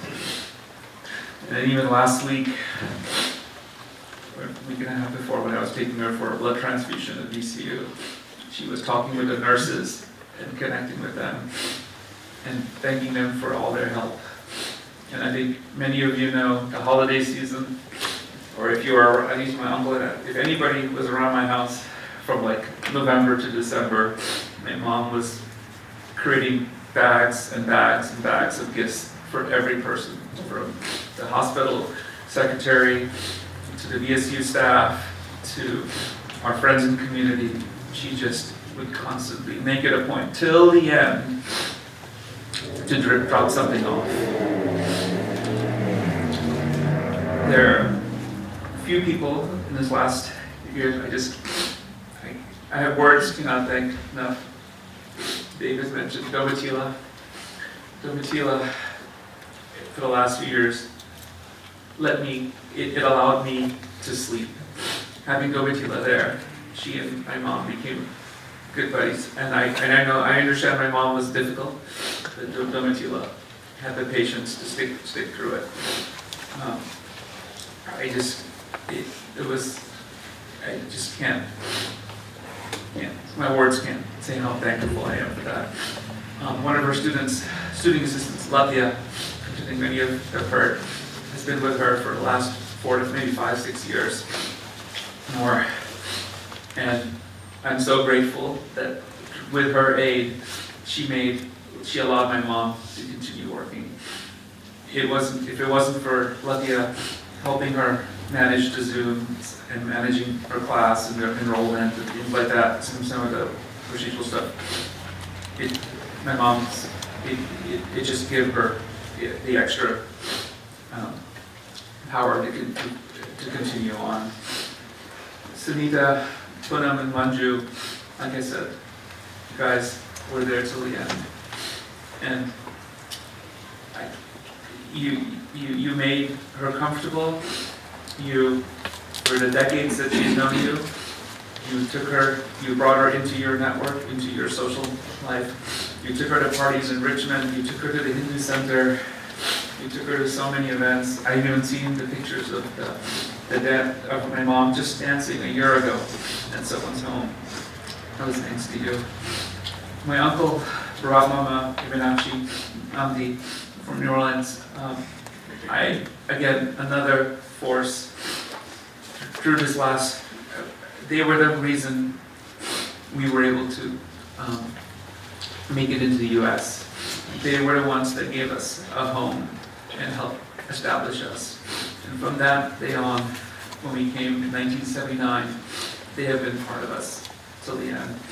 And through this pandemic, they have, even before the vaccine was out, they took it upon themselves to come and stay with my mom and travel and spend endless months taking care of my mother. And to Anita and Shanti, she was the world. You were the world for her. And I haven't even told you how many phone calls I've had with my mom where that was the topic of conversation. She would always ask me, send me text messages, asking me, how is Shanti? How was this? How was her graduation? Did she, how is she getting by the pandemic? She can't see her friends. Is she feeling lonely? Is she able to see her friends? What is she reading? I don't think my mom fully understood Harry Potter, but she knew Harry Potter was Shanti. Right? She tried to watch, I think we tried to get her to watch the first movie a few times. She understood what Harry Potter, but she knew that was what Shanti wanted to learn. With that, I close. I thank you all for being here, and I'm grateful. I will miss her dearly, and I'm glad, and I'm hoping that you will be part of my journey as we go forward. Thank you.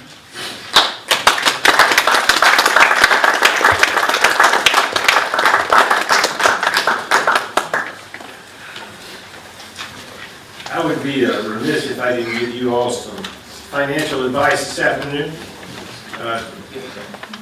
Robin has been a magnificent son, and he is always taking care of his mother. So make no mistake about it. He may have been in California, but for those of you that may have investments that include Amazon, you better sell now, because he won't be shipping stuff every day to 920 Conjures Drive, and the stock of Amazon is going to plummet. So this guy took care of his mother like nobody ever could. She wanted for nothing, And all she had to do was mention it or think about it, and it showed up. And usually 2 or 3 styles showed up, and he just took care of her. And he did it from California, and he's right. A couple of calls every day. There was never a day that went by that there wasn't a conversation. And that's love, and that's caring for your parents the way you need to. And it's been awesome to watch. At this point, we are going to transition into a Hindu puja ceremony, and our priest is here, I believe, somewhere. Can someone confirm that, or?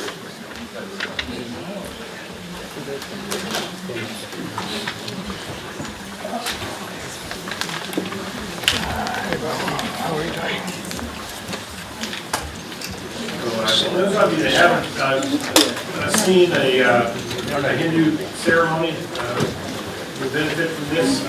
I have not personally, but there'll be some setting up to be done up here in the front, and we'll get through that just pretty quickly.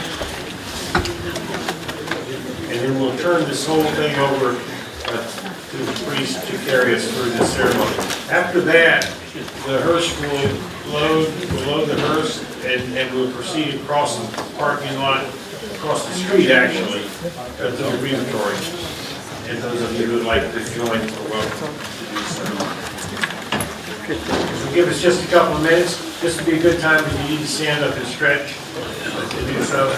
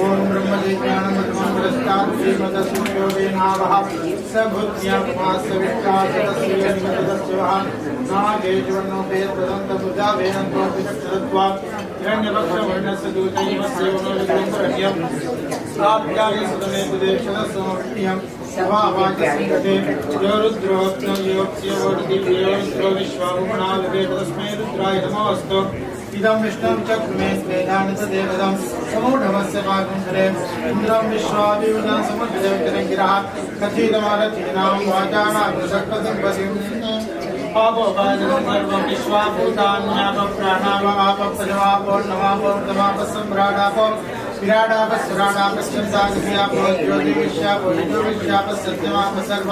देवतापो भूर्भुवस्वरापवो सैरत्नानि दाटिते सुवासवितापगः सम्भागं चित्रमीमहे ऊर्ध्वाग्निराक्षुदान् घोरान् चित्रिगर्भन्धातनः स्वामर्पयां सुतेष्णु साफल्यं दुर्गर्मणि वृक्षासुभूता साकाया पल्लवचजः युष्मान् कुम्भेशप्या सर्वदोषा पुनत्ते नारिकेलसमस्तोसर्जने तरसम्पदा शिखया धृतं सर्वं पापं पीठाक्षमे ददा सर्वे समुद्रा सरिततीर्थानि जनताकृताः आया सुवर्णपूजा त्वं मे वर्णस्वती नवमध्याशुभय वामवस्राजिके तत्त्वायामे ब्रह्मणा वन्दमान तदा शास्त्रे मानवविद्भिः महे नमानवन्नेह दुर्डकं समानाय प्रमोषेः षष्ठीर्वेदगलतीर्थाद्वतिं वरुणं ध्यायामि वरुणमावाहयामि वरुणस्यैतमासरं वरुणाय महासवस्तोपचारान् समर्पयामि नमस्ते अस्तु भगवन् विश्वमहादेवाय त्र्यंबकाय त्रिपुरांतकाय त्रिकालाग्निकालाय कालाग्निरुद्राय नीलकंठाय मृत्युंजयाय सर्वेश्वराय सदाशिवाय श्रीमन्महादेवाय नमः श्रीरुद्रं ध्यायामि आसनादि समस्तोपचारान् समर्पयामि ओम वरुणाय नमः ओम प्रचेतसे नमः ओम स्वरूपिणे नमः ओम अपांपतये नमः ओम मकरवाहनाय नमः ओम जलाधिपतये नमः ओम तीर्थराजाय नमः ओम भागवताय नमः ओम पश्चिमाधिपतये नमः ओम यादसांपतये नमः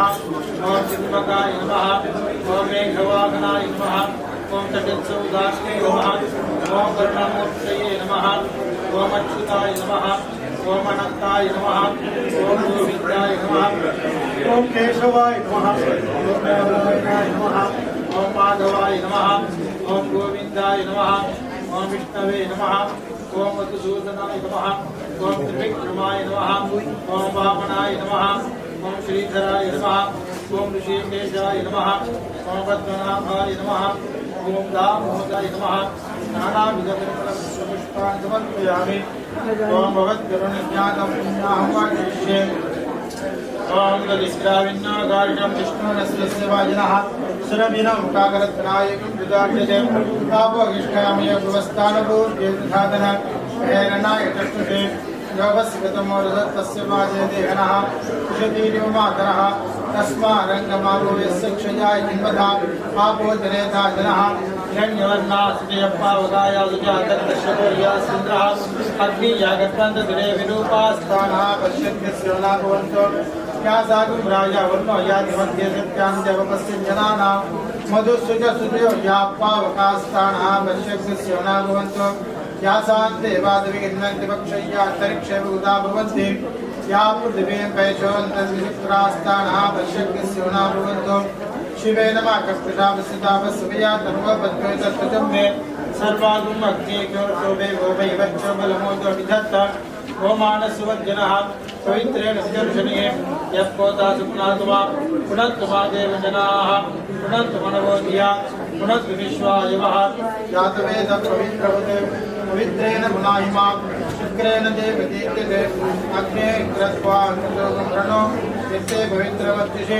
अग्ने विततमन्तरा ब्रह्मतेन पुनीमहे वाप्यां देवसवितः पवित्रेण देवेन च इदं ब्रह्म पुनीमहे वैश्वदेवे पुनजे देव्यागादे यस्य मत्वे सर्वो वीतपृष्टाः मया मदन्तस्य समाद्येषु अयज्ञस्यामपतयोर्यीनां वैश्वानरो नस्मिन्मापुनातो वातप्राणेन शिरोमयोः या वा पृथिवे वैसा वयोभिः ऋतावरी ये वा पुनीता बृहद्भिः सवितस्त्रिभिः परशिष्टे ते ममसभिः अग्ने दक्षते गुणाहिमा येन देवा अपुनुता येनापो दिव्यङ्गसः येन दिव्येन ब्रह्मणा इदं ब्रह्म गुणीभिः यक्पावमानीरज्येते क्रीडभिः समृद्धगुणरसं सर्वगुणशबोधमष्टादे सुतितं माधरीश्वरा पावमाने नियवत्येते क्रीडभिः समृद्धगुणरसं तस्मै सरस्वतीभिः क्षीरकुंसक्के मनोदकं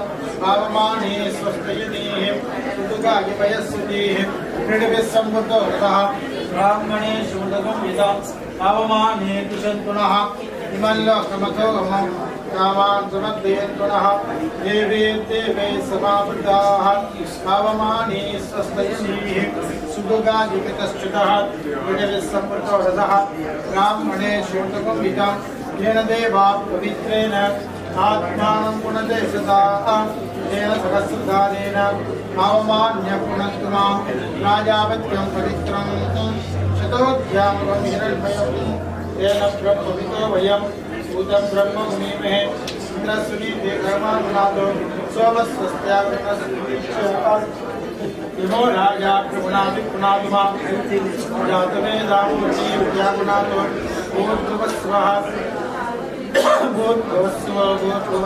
भूर्भुवस्वः यत्त्वायामिं ब्रह्मणा वन्दमान तदा यास्ति मानवेभिः अहेडमानो वर्णय भवद्वटकं समानः वायुं प्रमोदेः अस्मात् कुम्भाद्वर्णं दास्तामन् रतेष्टापयामि शोभनात्ते क्षोभमयः यवस्यद्वादविदपृथिवे दक्षिणाद्बाहुभ्याम् ऊष्णास्ताभ्याम् इन्द्रस्येन्द्रियेण श्लेषसे विलाय विटिञ्जामि शवाजिनं सोमकुम्भराजा नवरणमग्निमन्वारमामहे आदित्यान् विष्णुं सूर्यं ब्रह्माणं ध्रुपदा दिवे नूजानः सिन्नस्नात्वेवराजिवा भूतं पवित्रेणैवाज्यम् आपसुन्दं सुवेदसः भूर्भुवस्सुव भूर्भुवस्सुव भूर्भुवस्सुव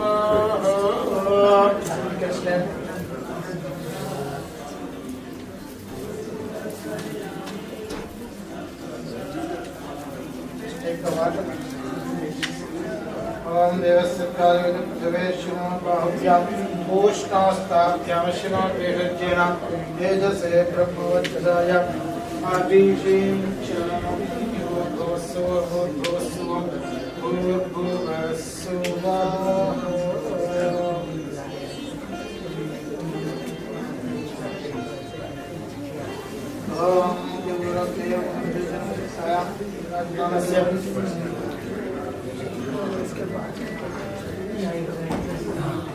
Oh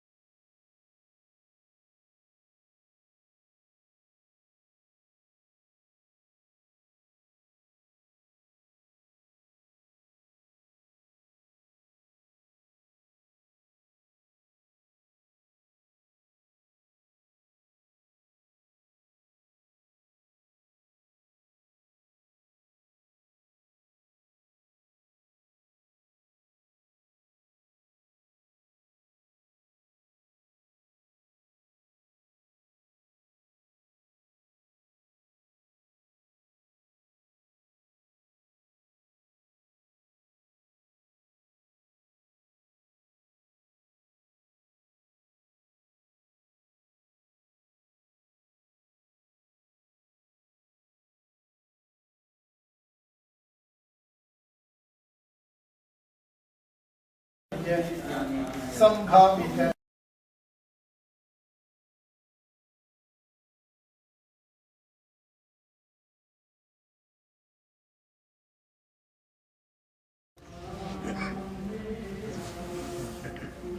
नारिकेल पूर्ण फलदम कृष्णार्पणम् अस्तु।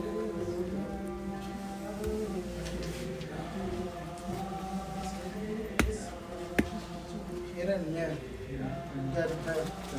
दत्तवस्तु हेम बीजम भावसु अनंत पुण्यफलदम अतः शांति देशचले इदं फलं नारिकेल पूर्ण फलदं यमाय सोमो जुहुता यमाय जुहुता हरिः हिमन्त अरङ्कृतः अग्निरक्षतो यमदूतः युधं नारिकेल पूर्ण फलदं धर्मराजाय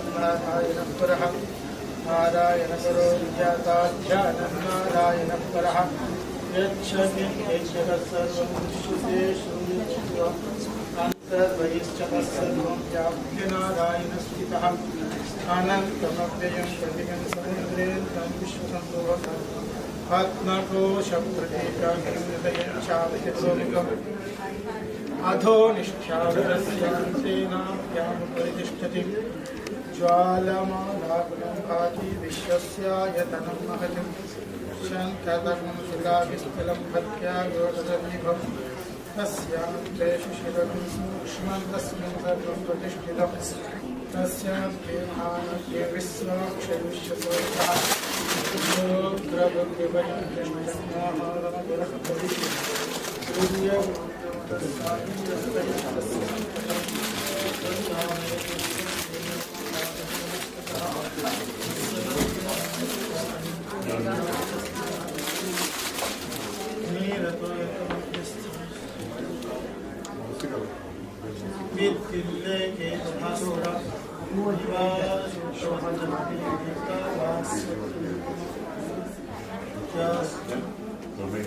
आत्मा व्यवस्थितः स ब्रह्म सशिवस्याक्षितम्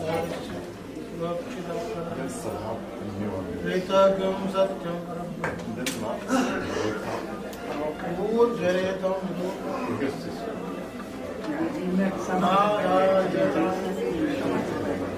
no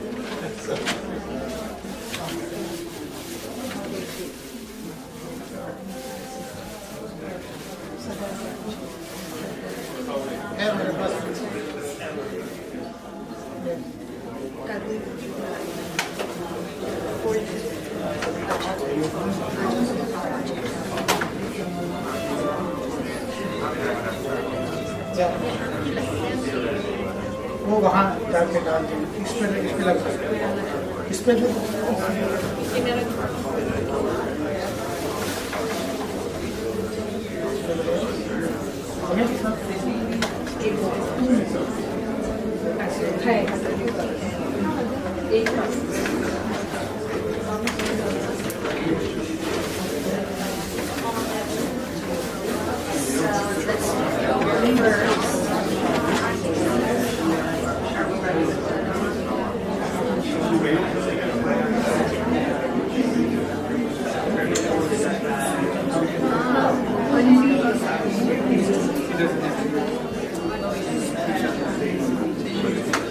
Yeah, ready. Is it the one there?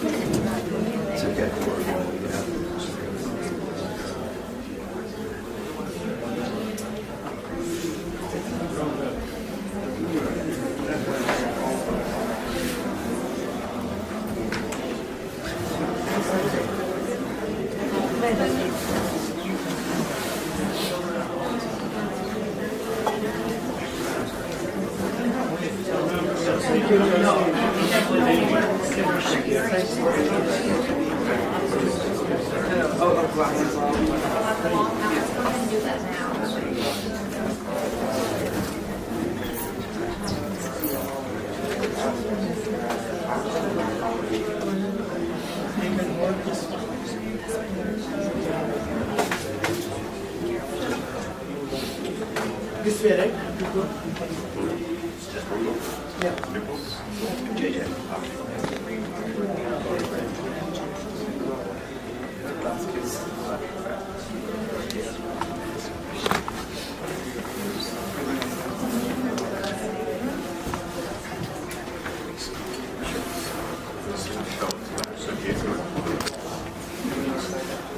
You guys do a prank, okay?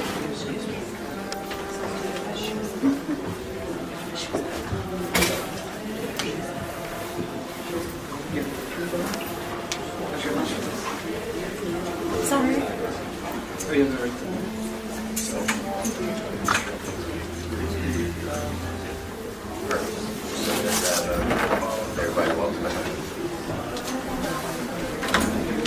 Ladies and gentlemen, the funeral director will rehearse with his wonderful wife.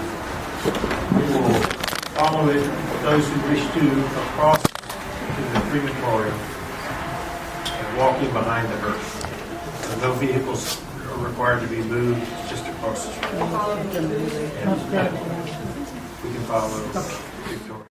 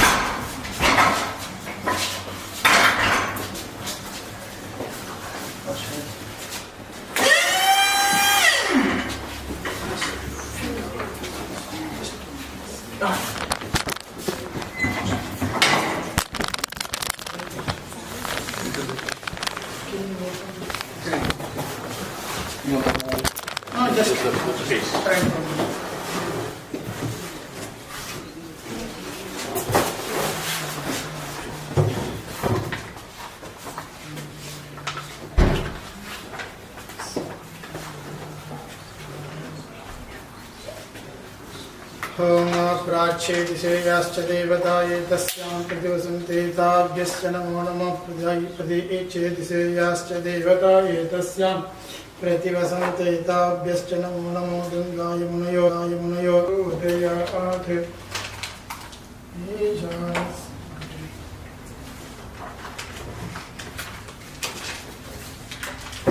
वामदेवाय नमो ज्येष्ठाय नमः श्रेष्ठाय नमो रुद्राय नमः कालाय नमः कलविकरणाय नमः बलविकरणाय नमः बलाय नमः बलप्रमकनाय नमः सर्वभूतगमनाय नमः मनोन्मनाय नमः घोरेभ्यो तघोरेभ्यो घोरघोरधरेभ्यः सर्वेभ्यः सर्वसर्वेभ्यो नमस्ते अस्तु रुद्ररूपेभ्यः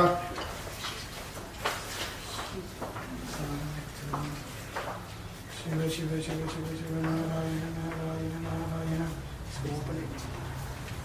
Govind Govind Govind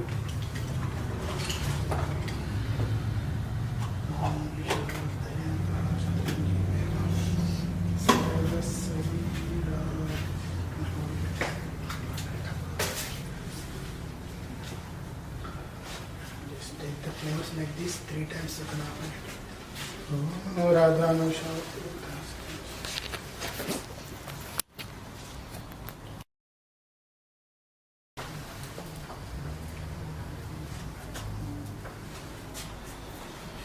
Om idam tandulam gauramalani dharmarajaya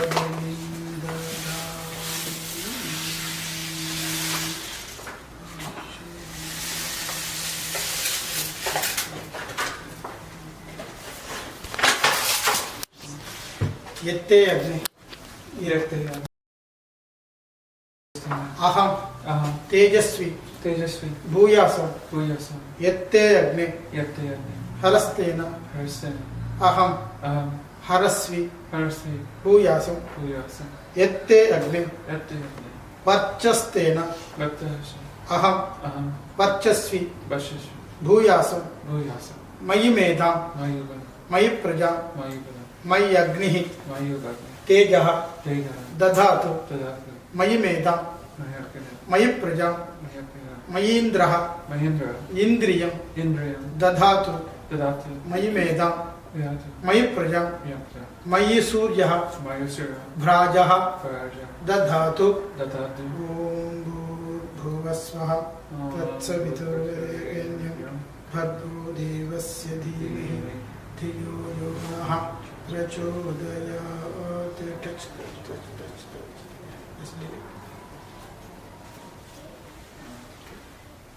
Now you can pause it.